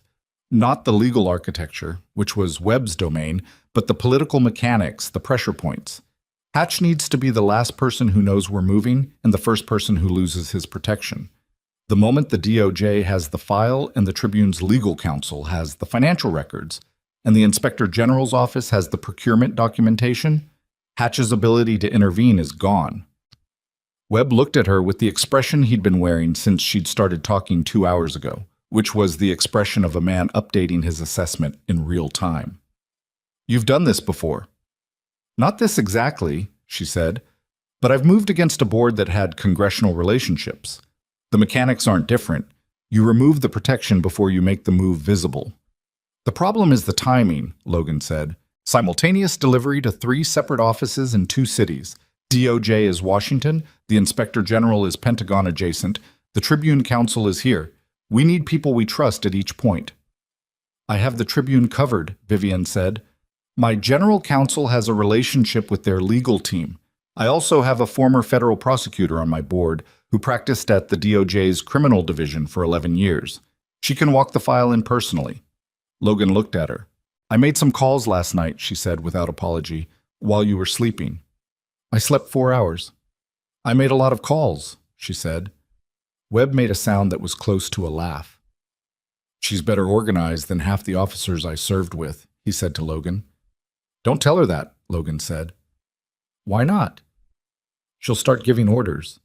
Vivian's expression was the expression of someone who had already started giving orders and was simply being polite about it. The 48-hour window, she said. That was last night's estimate. Given what happened with the attack, I'd argue we compress. Move in 24. 24 is aggressive, Webb said. 24 is necessary, she said. Voss sent 5 people last night. When 5 people don't come back, he recalibrates. He doesn't know exactly what we have yet, but he knows we're building towards something or he wouldn't have moved that hard. If we give him 48 hours after last night, he'll use them. Logan had been thinking the same thing and had been waiting to say it until he had the full picture of what they were working with. Now he had it. 24, he said. We go tomorrow night. Webb rubbed his face. He was tired in the way that 71-year-old men who had been awake since the previous morning were tired, which was a specific and complete kind of tired that he was pushing through on something other than coffee. I'll make the Washington calls at 6 a.m., he said, before the business day starts, before anyone has a chance to set the day's agenda. Use the secure line, Logan said. I've been using secure line since before you were born, Webb said, and stood with the careful movement of a man whose joints had developed opinions. I'm going to sleep for 2 hours, then I'm going to make calls. He looked at both of them. This is going to work. I want you to hold on to that. He went to the second guest room. The table was quiet. Logan stayed at the table after Webb left, not because there was more work to do right then, but because the alternative was lying in the dark thinking, and the table at least gave him something to look at. Vivian cleared the cups and came back and sat down, not across from him this time, but at the corner, closer, which he noticed without deciding what to make of it. You should sleep, she said. In a minute. She was quiet for a moment. Then, how are you actually doing? The question caught him in a way he didn't fully expect. Not because it was intrusive, but because it was direct in a register he hadn't been asked in a long time. Not the professional register of is the situation manageable, but the personal register of how are you doing with the situation? I'm okay, he said. She looked at him. He stopped. It's strange. Being in it again, I thought I was past it. The training, the reflexes, all of it. I thought I had put it down. He looked at the table. Tonight, it was just there, like it never left. That probably means it didn't, she said. No, he said. It didn't. Is that a bad thing? He thought about it honestly. Tonight it wasn't, he said. But there's a version of that answer I don't like, which is that the thing that makes me good at protecting people is also the thing that kept me from being able to live like a normal person for 3 years. It's the same thing. I can't have one without the other. He paused. I'm still figuring out what to do with that. Vivian was quiet for a moment. I'm not sure those things are as incompatible as you think, she said. Being capable of something and living normally aren't mutually exclusive. They're just harder to balance than either one alone. You balance hard things. I balance hard things very imperfectly, she said, and there was something in it, a specific honesty, the kind that costs something to offer. I'm very good at the work.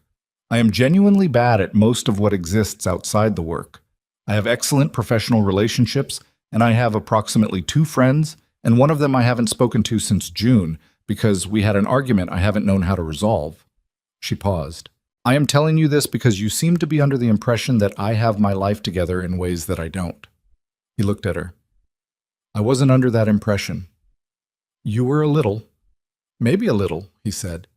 She almost smiled. Almost. Your daughter, she said.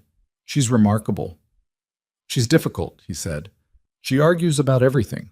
She has opinions about cereal that I can't explain. She woke up this morning at 5:15 just to sit with me, and she didn't say anything for 10 minutes. He stopped. She's the best thing I've ever done. I'm terrified every day that I'm not doing it right. You're doing it right, Vivian said. You don't have enough data for that. I have 4 days of data, she said.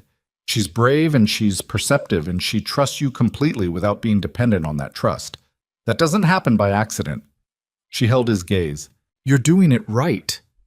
He didn't say anything. He looked at the table, at the drives and the papers and the rubber-banded folder that contained 8 years of corruption and 3 years of his exile compressed into something a prosecutor could use. He thought about what it meant that they were here, at this table, at this hour, that a woman he had met 5 days ago in the middle of an armed robbery was sitting at the corner of his problem and talking to him like he was a person and not a situation to be managed. "Why are you doing this?" he said. Not suspiciously, genuinely.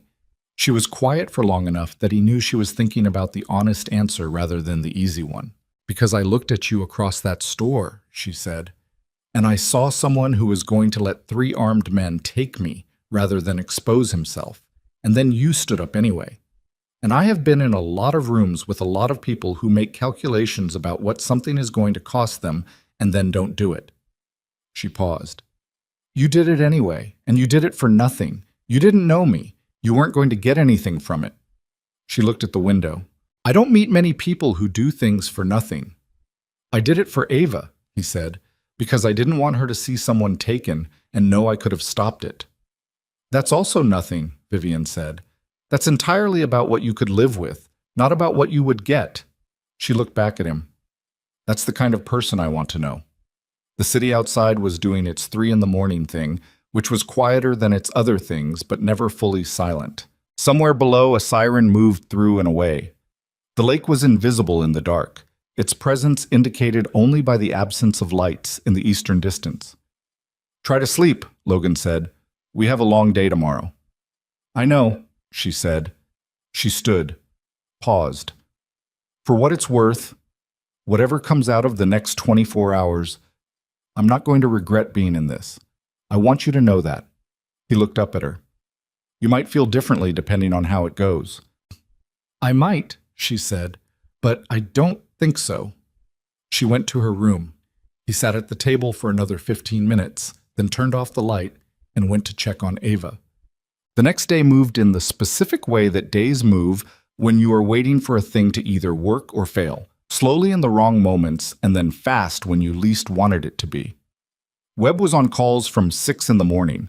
Logan could hear the low cadence of his voice through the guest room door, measured, authoritative, the voice of a man who had spent 40 years being the kind of person other people believed in crises. By 8, he had confirmations from Washington, the career DOJ attorney, a woman named Patricia Huang who had been waiting for exactly this kind of file for longer than Webb had been building it, was ready to receive the package by noon. The Inspector General's contact, a deputy named Frank Caruso who had flagged Kessler Group in an internal review 2 years prior and had been told to drop it, confirmed receipt of his copy by secure transfer at 9:15. Vivian's former prosecutor board member, a woman named Claire Okafor, who took the call at 6:30 from her home in Evanston and said, finally, before Webb had finished explaining the situation, was on her way to the DOJ's Chicago field office by 9 with a physical copy of the financial records. "How many people do you have on speed dial who can just walk into a federal office?" Logan asked Vivian. "Claire is exceptional," Vivian said. "And she's been wanting this specific kind of day for a long time. Some people are very motivated by the right moment." By 10:30, the Tribune's legal counsel, a careful, deliberate man named Howard Park, who had been Vivian's contact for 3 years and who asked 3 careful questions before agreeing, had the financial records and the communication logs. He read for 40 minutes. Then he made his own call to his paper's investigative editor, which was the last piece of the structure Vivian had been building since 4 in the morning. It was almost elegant, Logan thought, watching her work. Not because it was effortless. He could see the effort, the constant recalibration, the moments where a call didn't go the way she expected and she adjusted without breaking stride. But because she understood leverage. She understood which node in a network, if you pressed on it correctly, caused the whole thing to move. He had understood that in military terms for years. Watching her apply the same principle in a completely different architecture was something he found himself paying more attention to than strictly necessary. At noon, Webb called all 3 contacts simultaneously from different phones. Vivian on one, Logan on another, himself on the third, confirming that all parties had the materials and were proceeding. The simultaneous confirmation was the signal. From this moment, Voss's protection network would begin to crumble in sequence, each node losing its ability to suppress the information before the next node was aware of what was happening. At 12:47, Logan's phone rang. The number was unknown. He answered it.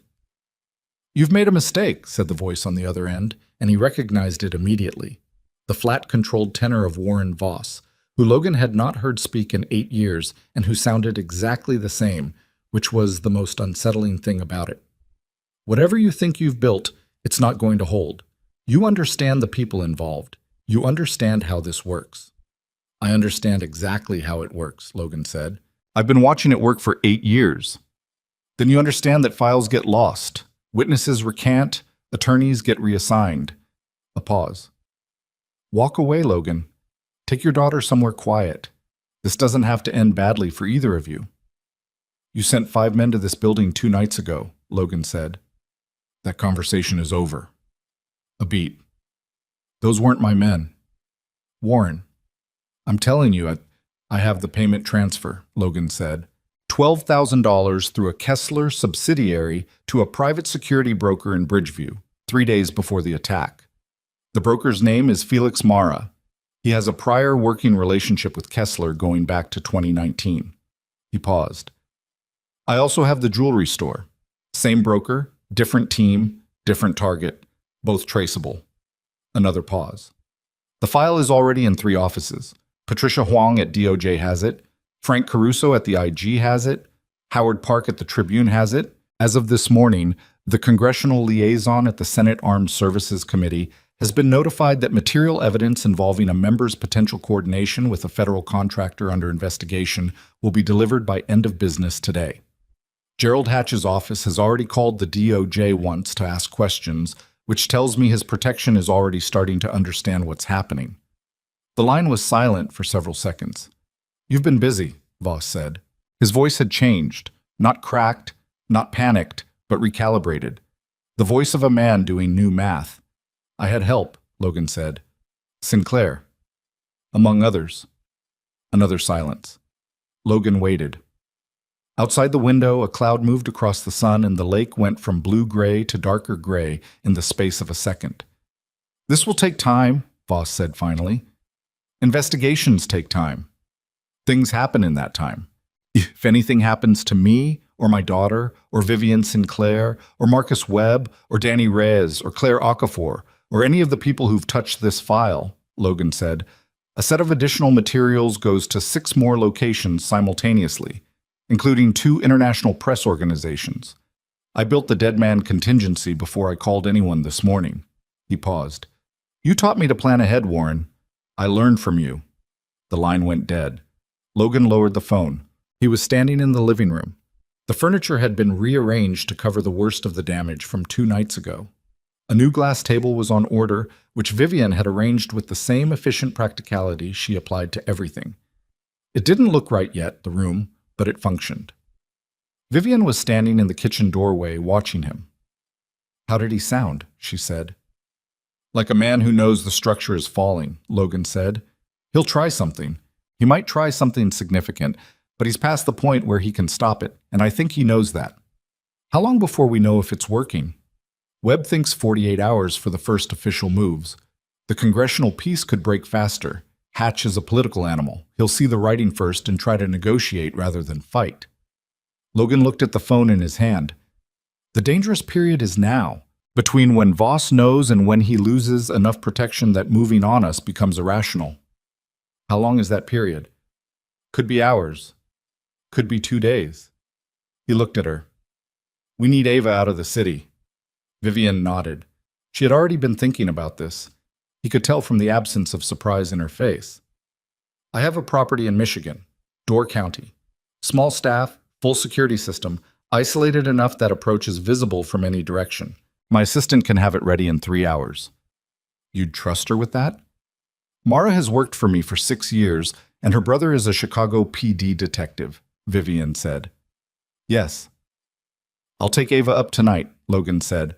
"Webb goes with her. He's the safest person to have in that house. He knows the protocols, and he has relationships that make harming him exponentially more complicated. He paused. I'll come back. Vivian looked at him. You don't have to. Yes, I do, he said. If Voss moves on this building before the protection falls, I need to be here, and I'm not leaving you in the middle of this. She held his gaze for a moment. That's not a tactical argument, she said. No, he said. It's not. She looked away briefly, then back. Okay, she said. He told Ava at 2 in the afternoon, sitting at the kitchen table with a glass of juice he had poured for her that she was ignoring in favor of examining one of her shoelaces, which had developed an interesting fray. You're going to Michigan, he said, with General Webb for a few days. She looked up. Without you? I'll come in a day or two. She looked at the shoelace, then at him. Is it still dangerous here? Getting less so, he said. But yes. And you have to stay because I need to make sure certain things finish the right way. She turned this over. He watched her face, the specific machinery of her thinking, which was visible in her if you knew where to look, a slight tension around her eyes, and a stillness in the rest of her face that meant she was working through something. Will you call me? She said. Every night. And you'll actually come. Yes. Promise. I promise. She pulled one end of the fraying shoelace and looked at it. Vivian should come to Michigan too, she said. She's safer in Michigan. Vivian is going to stay here and help me. Ava looked up with an expression that was doing several things simultaneously. Does she want to do that? Yes, Logan said. Okay, she said. The shoelace went back to normal. But tell her she should visit Michigan after. It's supposed to be nice. I'll tell her. Mad. Webb and Ava left at 5:30 in a car that was not associated with any of them, driven by a security team member Vivian had used for private transport for 4 years. Ava said goodbye to Vivian in the lobby with the specific solemnity of someone who has decided that a relationship matters and is marking the transition appropriately. She hugged her around the middle, briefly but with intention, and then walked to the car with her backpack and did not look back, because she was the kind of person who did not make goodbyes longer than they needed to be. Webb shook Logan's hand in the lobby and held it for a moment. It's going to hold, he said. The same words as the night before. Logan nodded. He watched the car pull away. Then he went back upstairs. The call from Patricia Huang at the DOJ came at 7:42 that evening. Vivian took it on speaker at the kitchen island with Logan standing across from her. Huang's voice was measured and careful and said several things in the specific language of federal process that meant translated. The file has been received. It has been assessed.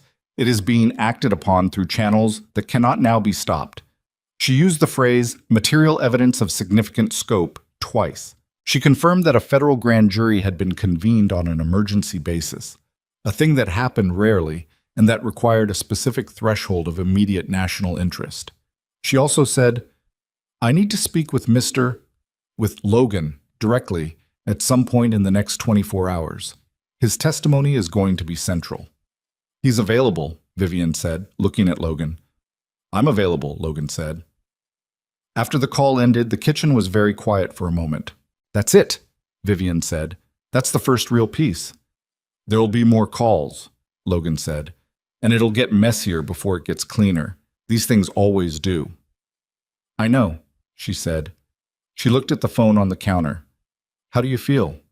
He thought about the question. He had been asked some version of it several times in the past few days, and each time the honest answer was different. Tonight, the honest answer was something that didn't fit neatly into a word. Something like the specific physical sensation of having been carrying weight for so long that you've forgotten the weight is there and then feeling it shift. Like something is moving, he said, after a long time of nothing moving. She looked at him. That's a good thing. Ask me again in 48 hours, he said, when I know if it held. She almost smiled. I'll ask you again in 48 hours, she said. He picked up the coffee he had been neglecting and looked at the window. The city outside was its nighttime self, lit, in motion, indifferent to the machinery that had been set in motion today inside this building. But for the first time in 3 years, Logan's relationship to that indifference felt different. Not hostile, not threatening, just the city doing its thing, and him doing his. He thought about Ava in a car moving north, probably asleep against the window, avocado socks on, her backpack in her lap. He thought about what he had promised her. Every night. He would call her every night. He thought about what he'd said to Vivian, that he wasn't leaving her in the middle of this. He had said it as a tactical statement and known even as he said it that it was something else too. He hadn't examined what exactly. He was going to have to examine it soon, but not tonight. Tonight he stood in a kitchen 42 floors above a city that was about to find out the name Warren Voss and everything attached to it, and he let himself believe carefully, like testing weight on uncertain ice, that it was actually going to work, one step at a time. That had always been the way through. The 48 hours did not pass cleanly. They rarely did, Logan knew, when large things were in motion. The machinery of exposure, the legal kind, the kind that actually stuck, was never the swift and decisive event that people imagined from the outside. It was incremental and unglamorous and full of moments where nothing appeared to be happening, and then suddenly several things happened at once. And the space between those moments was filled with a specific kind of waiting that was harder than any action he had ever taken. Voss made one more move. It came at 11 in the morning on the second day, and it was not the armed escalation Logan had been preparing for. It was a lawyer, a very expensive one, dispatched to the DOJ's Chicago field office with a motion to suppress the evidence on the grounds that it had been obtained through unauthorized intelligence methods. It was a procedural play, the kind that could buy days or weeks in the right circumstances, and it told Logan something important. Voss was no longer in attack mode. He was in defense mode. He was trying to slow the machinery, not destroy it. Defense mode meant the structure was already collapsing inward. Patricia Huang called at noon and said the suppression motion had been reviewed and denied in 2 hours, which was unusual and indicated the level of priority the case had been assigned. She used the words expedited federal process and material national security interest, and then, off the record, said, "Tell your people it held." Logan was standing on the rooftop terrace when he took the call, the same rooftop where he had called Webb 2 days ago, the same November cold, the lake doing its gray thing at the eastern edge of everything. He stood there for a while after the call ended and looked at the water and let himself believe it. He called Ava. She answered on the first ring. "Did it work?" she said, because Webb had apparently kept her informed at a level appropriate for a 7-year-old who had decided she had a right to know what was happening, which was a decision Logan would discuss with Webb at some later point and probably not argue against. "It's working," he said. "Is it done?" "Not completely. These things take time, but the important part held." A pause. "General Webb says the important part is like when you push the first domino." "General Webb is right." "He's been teaching me chess," she said with the tone of someone reporting a mildly unexpected development. "Is he winning?" "I beat him twice," she said. "He says I'm cheating, but I'm not." "He said the same thing to me the first time I beat him," Logan said. 12 years ago. "So he's a bad loser." "He's an excellent loser," Logan said. "He just takes a while to accept it." He could hear her smile through the phone. It was a specific sound, barely audible, more of an exhaled quality than a laugh, but he had been listening to it for 7 years, and he knew it the same way he knew the creak of the floorboard outside her room, as one of the fixed coordinates of his life. "When are you coming?" she said. "Tomorrow," he said. "I'm coming tomorrow." Now, Gerald Hatch's office released a statement at 3 in the afternoon acknowledging that the congressman was cooperating fully with a federal inquiry into procurement irregularities and that he had voluntarily recused himself from all Armed Services Committee business pending the outcome. It was the statement of a man who had been told by very good lawyers that cooperation was the only remaining option, written in the language of someone trying to retain a fraction of dignity on the way down. Logan read it on Vivian's laptop at the kitchen island. She was beside him, reading the same screen. "He'll negotiate a plea," she said. "Yes. He'll give up Voss to do it." "That was always the plan," Logan said. "Hatch is a means to an end. He knows enough to be useful and not enough to be the primary target. He'll understand that quickly." "Will Voss fight it?" Logan thought about the voice on the phone 2 days ago, the recalibration in it. the specific quality of a man doing math and not liking the results. For a while, he said, he's not the kind of man who accepts things easily, but he'll look at the file and he'll look at Hatch and he'll look at Danny Reyes's statement and he'll understand that there isn't a version of this where he walks away intact. He paused. The best he can do now is manage the degree of damage. Is that enough? Vivian said. For you? He looked at the screen, at Hatch's careful political language wrapping around the fact of his own dismantling. It's not about what's enough for me, he said. It's about what actually happens. And what actually happens is that Voss goes to trial with a file that has been seen by enough people now that suppressing it would require suppressing the federal judiciary. His contractors lose their clearances. Kessler Group gets put under a compliance monitor that will find everything else they've buried. He looked at the table. The people who died, my teammate 8 years ago, they don't come back. That math doesn't change. He was quiet for a moment. But it stops. Whatever they were doing, it stops. Vivian was looking at him. That matters, she said. Yes, he said. It does. She put her hand on the table near his. Not on his hand, just near it.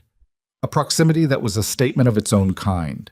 He looked at it and then looked at her, and she looked back with the particular directness that was one of the things about her that he had stopped trying to find unsettling and had simply started accepting as a fact of who she was. I'm going to Michigan tomorrow, he said, to get Ava. I know. I want you to come. She was quiet for a moment. Logan, not to decide anything, he said.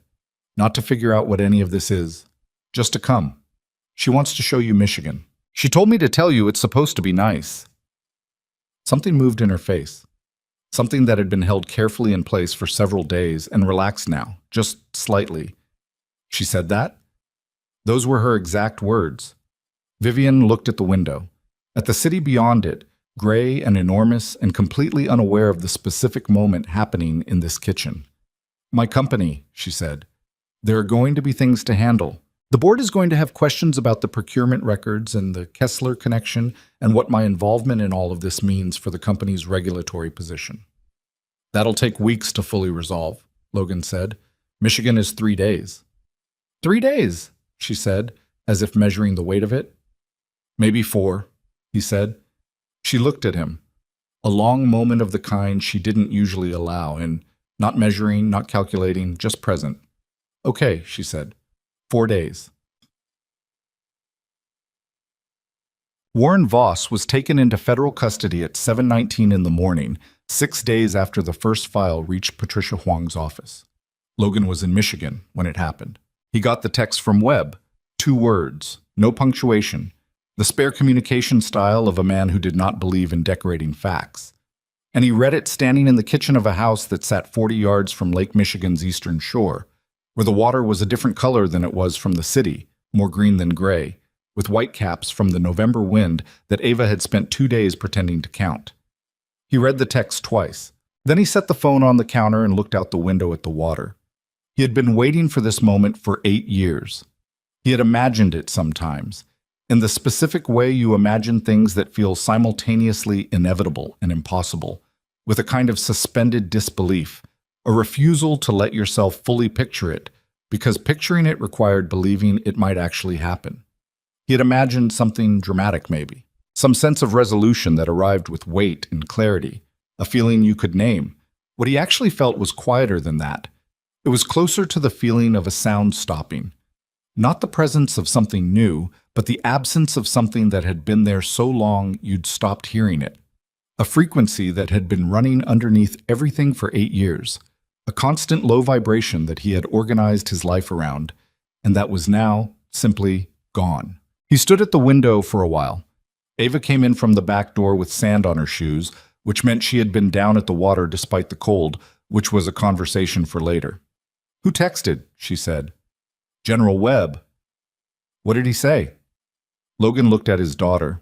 She was wearing the coat that was slightly too big because he had bought it a size ahead to save money, and her hair was wind-scrambled, and there was a look on her face that was trying to be casual and not quite managing it, because she had her mother's eyes, and her mother had never quite managed casual either. It's over, he said. She looked at him for a moment. Then she crossed the kitchen and put her arms around his waist again, the same way she had in the penthouse 4 days ago, and he put both arms around her. The shoulder had been assessed by a doctor Webb knew and declared bruised but intact. And they stood like that in a kitchen in Michigan with sand on her shoes and the lake outside, and 8 years of something finally, actually over. "Okay," she said into his jacket. "Yeah," he said. "Are we safe now?" "Yes," he said, and meant it, for the first time in 3 years, completely. Vivienne had been on calls most of the morning. Her board had convened an emergency session, and she had taken it from the house's small office, her voice audible through the door as a controlled, assured cadence that never rose to anything that sounded like distress. Even when Logan, passing in the hallway, caught fragments that suggested significant corporate upheaval on the other end of the line. She came out at noon with the look of someone who had just finished dismantling and reassembling a complicated piece of machinery and was neither pleased nor displeased about it. Simply done. "How bad?" Logan said. "Manageable," she said. "3 board members want my resignation, 4 are with me, 2 are waiting to see how the regulatory review goes." She poured coffee with the same efficiency she applied to everything. "The Kessler connection is going to be a liability for about 6 months. After that, once it's clear that I was a target rather than a participant, it becomes an asset." She looked at him over the cup. "People prefer a CEO who survived a corruption attempt to one who was never tested." "You've already thought through the recovery arc," he said. "I thought through it on the drive up," she said. "I think better in cars." "You could have told me. I was driving." "You were concentrating," she said. "You had a look." "What look?" "The one where you're running calculations," she said. "I've learned not to interrupt it." He looked at her. She looked back. They had been doing this for 4 days. The specific back and forth of 2 people who had been through something significant together, and were now in the slightly strange territory of what came after significant, where the urgency was gone and what remained was just the ordinary texture of being in the same space. It was not uncomfortable. That was the thing he kept noticing. It should have been 2 people who had known each other for 10 days thrown together by violence and legal strategy and a 7-year-old's blunt assessments. But it wasn't. It was, if anything, easier than most things had been for a long time. "What are you going to do?" she said. "After." He had been thinking about this in the quiet moments, the early mornings at the lake, the drives, the spaces between things. He had thought about the apartment on West 47th, about the Meridian Tower renovation that had probably moved on without him, about Raymond Hargrove and the post-it note and the bracelet with the correct clasp. He had thought about what his name was going to be. The real one. The one he hadn't said out loud in 3 years, which Webb had assured him would be formally restored as part of the legal resolution. He had thought about what Ava needed. A school. Stability. A life that didn't require her to be brave all the time, which she was capable of, but shouldn't have to sustain indefinitely. "I've been thinking about teaching," he said. Vivienne raised her eyebrows slightly. "History," he said. "I have a degree. I got it before the Navy, before everything. I never used it." He paused. "Ava needs a school. I need something to do that isn't construction or combat. History seems, I don't know, honest. Things happen, they can be documented. There are lessons if you're willing to look at them." He looked at the window. "I'm tired of living in ways that require me to be something I don't want to be. Teaching seems like the opposite of that." Vivienne was quiet for a moment. "That's a good reason," she said. "It's a practical reason." "The best reasons usually are," she said. "Where?" He looked at her. The question was more specific than it appeared on the surface, and they both knew it. "I don't know yet," he said. "Somewhere smaller than Chicago, somewhere Ava can be a kid without it being complicated." "There's a town," Vivienne said slowly, like she was deciding whether to say this as she said it.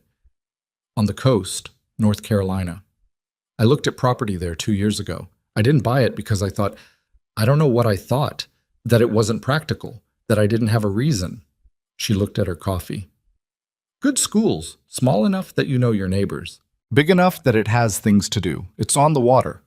He looked at her for a long moment. "You researched it," he said. "I researched several places," she said, with the careful precision of someone establishing that this was not a singular act of significance. "When did you research them?" Last night, she said, when I couldn't sleep. He was quiet. She was quiet. Outside, the Michigan wind pushed the water into its whitecaps, and Ava's voice was audible from somewhere at the back of the house, apparently in conversation with someone, possibly Webb, possibly the wind, possibly herself, which was not uncommon. I'm not asking you to decide anything, Vivian said, in the same tone he had used 4 days ago in a kitchen 42 floors above Chicago. I'm just saying there are options. I know, he said. I know there are options. She looked at him. He looked at her. There was something in the space between them that had been building for 10 days through jewelry store, adrenaline, and night attacks and legal strategy, and 4 in the morning honesty and a 7-year-old's unsparing observations, and neither of them was going to name it today. Today was for letting things settle, for allowing the seismic rearrangement of the last week to stop moving before you tried to understand the new terrain. But he looked at her, and he thought about the North Carolina coast, and he thought about a man who had spent 8 years not being allowed to want things, and what it might feel like to start wanting things again. I'll think about it, he said. That's enough, she said. Webb left the next morning, driven back to Chicago by the same car service, standing in the driveway in the November cold with his coat buttoned and his case in hand, and the expression of a man who had done the thing he had been waiting to do and was ready to return to his ordinary life. He shook Logan's hand, held it. Your record will be formally restored within 60 days, he said. I'll handle the bureaucratic end. You won't have to be in any room you don't want to be in. He paused. The name is yours again, if you want it. Logan thought about the name. His name. The one before Logan Hayes, before West 47th, before 3 years of necessary invisibility. It belonged to a man who had been a husband and a Navy SEAL, and a person with a past that included both honor and the specific sorrow of seeing that honor corrupted by someone he had trusted.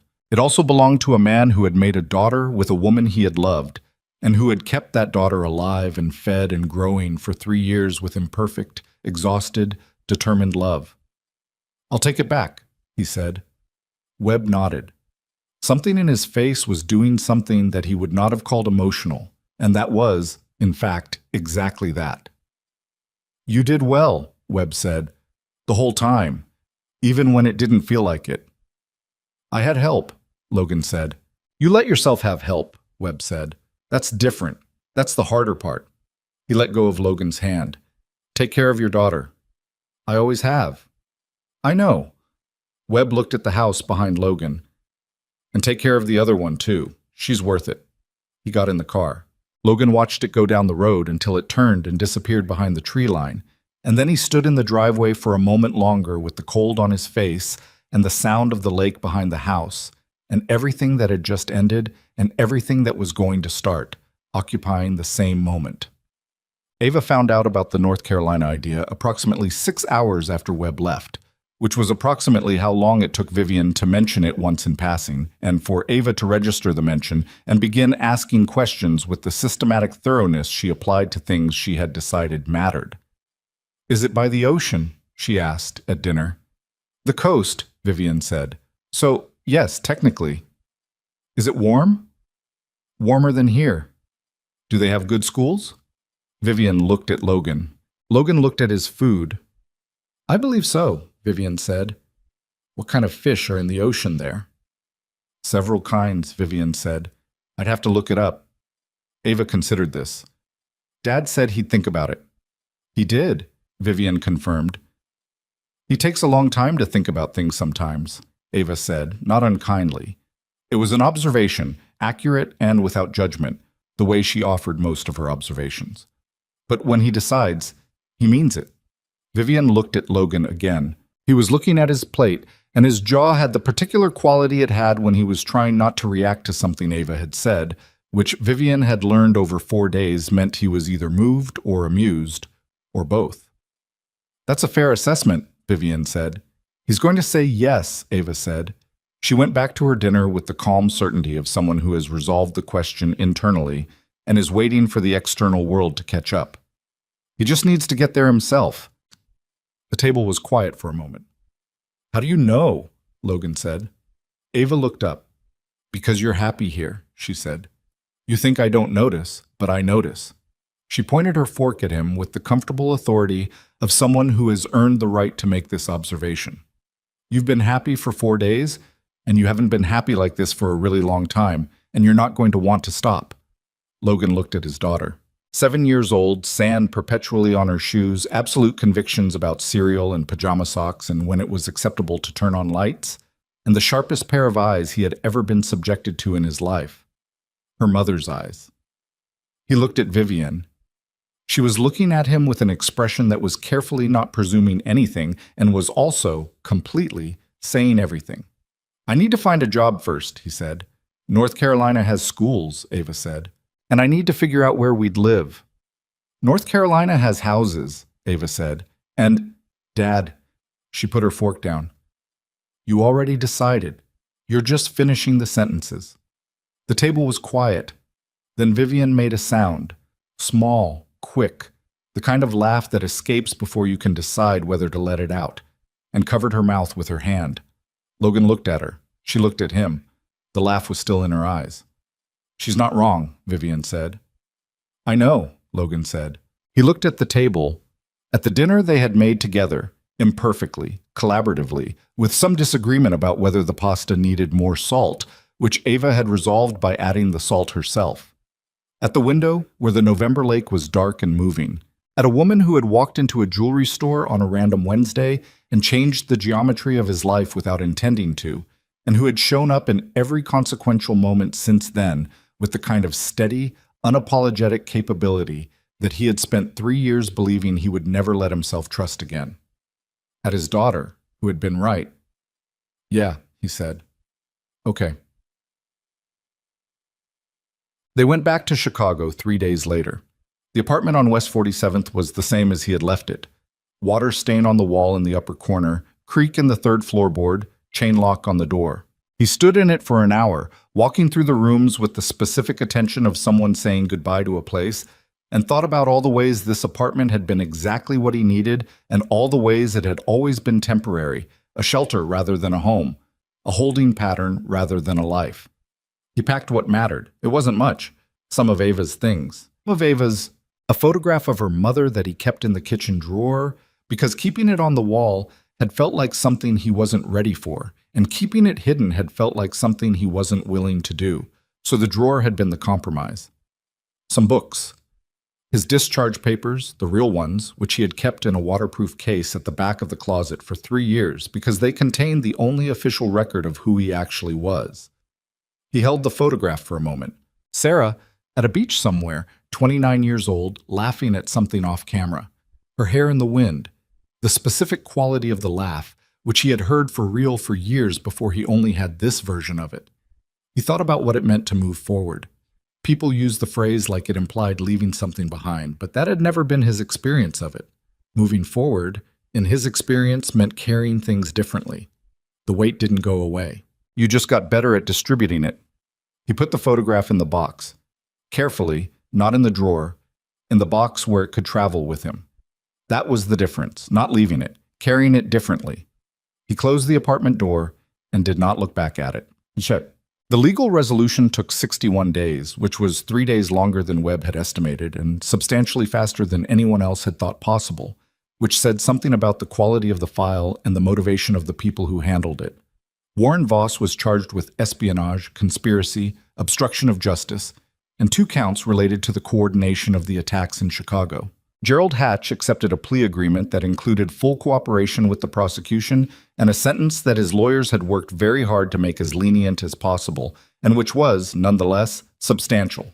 Sandra Lyle, the procurement officer, cooperated immediately and completely, which was consistent with what Logan had understood about people who participate in corruption for financial rather than ideological reasons. They fold when the financial calculation reverses. Danny Reyes was called as a witness. He gave his testimony in a federal courtroom in Washington, and Logan watched the live stream from a house in North Carolina with a coffee that had gone cold and Ava doing homework at the kitchen table and Vivian on a call in the next room. When Reyes finished speaking, Logan turned off the stream and sat quietly for a while. He thought about a 29-year-old signals analyst who had told the truth and had it taken from him, who had spent 8 years with that weight and who had just put it down in a room full of people who were required to listen. It mattered. He let himself feel that it mattered. His name, his real name, James Callum Cole, a name that had been someone else's for 3 years, was formally restored on a Tuesday, attached to a legal filing that also expunged the fabricated charges and reinstated his honorable discharge. Webb called to tell him. Logan was standing in the backyard of the house, which had a small dock that jutted into a tidal creek, and he stood on the dock with the phone and looked at the water. "James," Webb said, using it deliberately. "Yeah," Logan said. It sounded strange and also exactly right, the way things sound when they've been away long enough that returning to them requires a small adjustment. "It's done," Webb said. "It's done," Logan said. He stood on the dock for a while after the call. The creek was moving, tidal, the water gray-green in the November light. Herons worked the opposite bank with the focused patience of creatures that had never once questioned what they were supposed to be doing. A pelican crossed overhead with the particular ungainly grace of pelicans, which were absurd birds that somehow made flight look like the most natural thing in the world. He thought about what Webb had said in Chicago. "You're not alone anymore." He had not been sure, when Webb said it, whether to believe it. He had believed it enough to try. That was all you could ever really do with things that mattered. Believe them enough to try and see what held. The house in North Carolina was not perfect. The kitchen had a faucet that dripped, despite 3 separate attempts to fix it. The backyard sloped at an angle that made furniture arrangement a recurring negotiation. The nearest grocery store was 20 minutes away, which Ava had declared unacceptable before revising her position when she discovered they sold dinosaur cereal. Vivian had bought it. Logan had resisted this for a month, on the grounds that it was her money and his life, and the intersection of those two things was complicated. They had argued about it in the careful, honest way they had learned to argue about things. Not around the real point, but directly at it. "I don't want you to feel like you owe me," Vivian had said. "I don't feel like I owe you," he said. "I feel like you bought the house." "Those are the same thing." "They're not," he said. "One is about obligation and one is about keeping score, and I'm not going to spend the rest of my life keeping score with you. You have more money than me. You bought the house. I'm going to pay you back over time because that's what makes me feel like a person rather than a project. We can call that an agreement." She had looked at him for a long moment. "You're infuriatingly reasonable sometimes," she said. "Only sometimes?" "Don't push it," she said. He paid her back in the way he had said he would, which was slowly, and she received the payments the way he needed her to, which was without comment. That was one of the things about her he had come to rely on. She understood which battles were about the substance, and which were about the self-respect required to engage with the substance at all, and she did not confuse them. He found a job at a high school 12 miles north, teaching American history to juniors who arrived in his classroom with the universal teenage conviction that the past was irrelevant, and who left, most of them, with at least a working theory that it wasn't. He was not a natural teacher in the performance sense. He didn't do voices or theatrical gestures or the kind of showmanship that made some teachers memorable. What he did was take things seriously and look students in the eye when they asked questions, and never pretend that history was simple or clean or that the people in it had been anything other than human, which meant flawed and driven by things they didn't fully understand and capable of both great harm and unexpected redemption. His students seemed to find this more interesting than they expected to. Ava started 3rd grade at the elementary school in town, which had a principal who wore cardigans and spoke to children like they were small people rather than inconveniences, which Ava assessed in her first week and reported back favorably. She made 2 friends by October, one named Delia, who was missing a front tooth and had strong opinions about everything, and one named Marcus, who was quiet and very fast at math, and who Ava had decided was interesting in the specific way that quiet people were interesting, which was that you had to pay attention to find out what was actually going on. She still wore the avocado socks. She still had absolute convictions about cereal. She still woke up sometimes at 5 in the morning and padded around the house in the dark. And Logan still heard her, and sometimes he got up too, and they sat in the kitchen together in the quiet of the early coast morning, not always talking, and it was one of the best things in his life. Vivian transitioned out of day-to-day operations at Sinclair Pharmaceutical in February, which was not a retreat.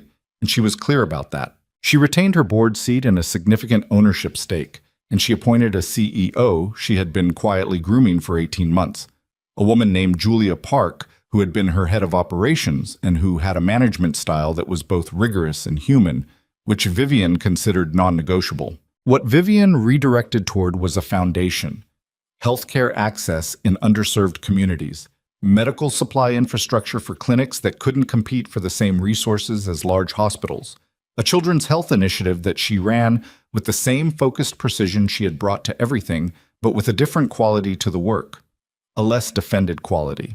She told Logan once, sitting on the dock at the end of the day with the creek going out on the tide, that it felt like the difference between building something for leverage and building something because it mattered.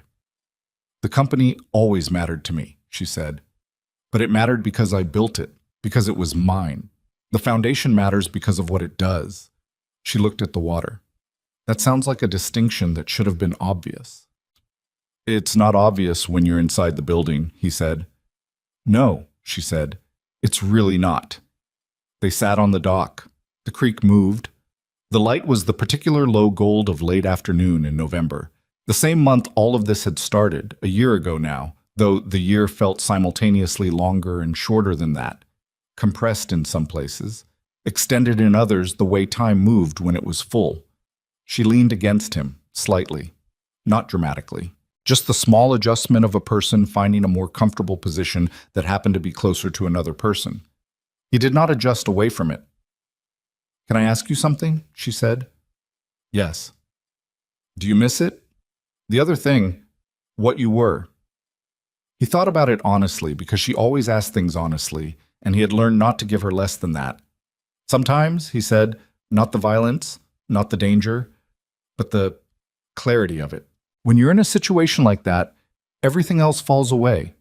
There's only the problem and the solution and the space between them. It's very simple." He paused. "My life is not very simple now." "Is that bad?" "No," he said. "Simple was easier. This is better." She was quiet for a moment. "That distinction sounds like it should have been obvious." He looked at her. "It's not obvious when you're inside the building," he said. She looked back at him. Something in her face did the thing it sometimes did, which was open in a way that she didn't always permit, that she had been permitting more over the months, gradually, the way trust actually worked, not in a single moment, but in the accumulation of small decisions to keep trying. He thought about a man in a jewelry store who had made a choice, not a heroic choice, not a calculated one, not even a particularly conscious one, a choice made in the space between one moment and the next, out of a refusal to be someone who could have done something and didn't. He had not known, when he stood up from behind that display case, what he was beginning. He had thought he was ending something, his invisibility, his safety, the careful structure of a life built around not being found.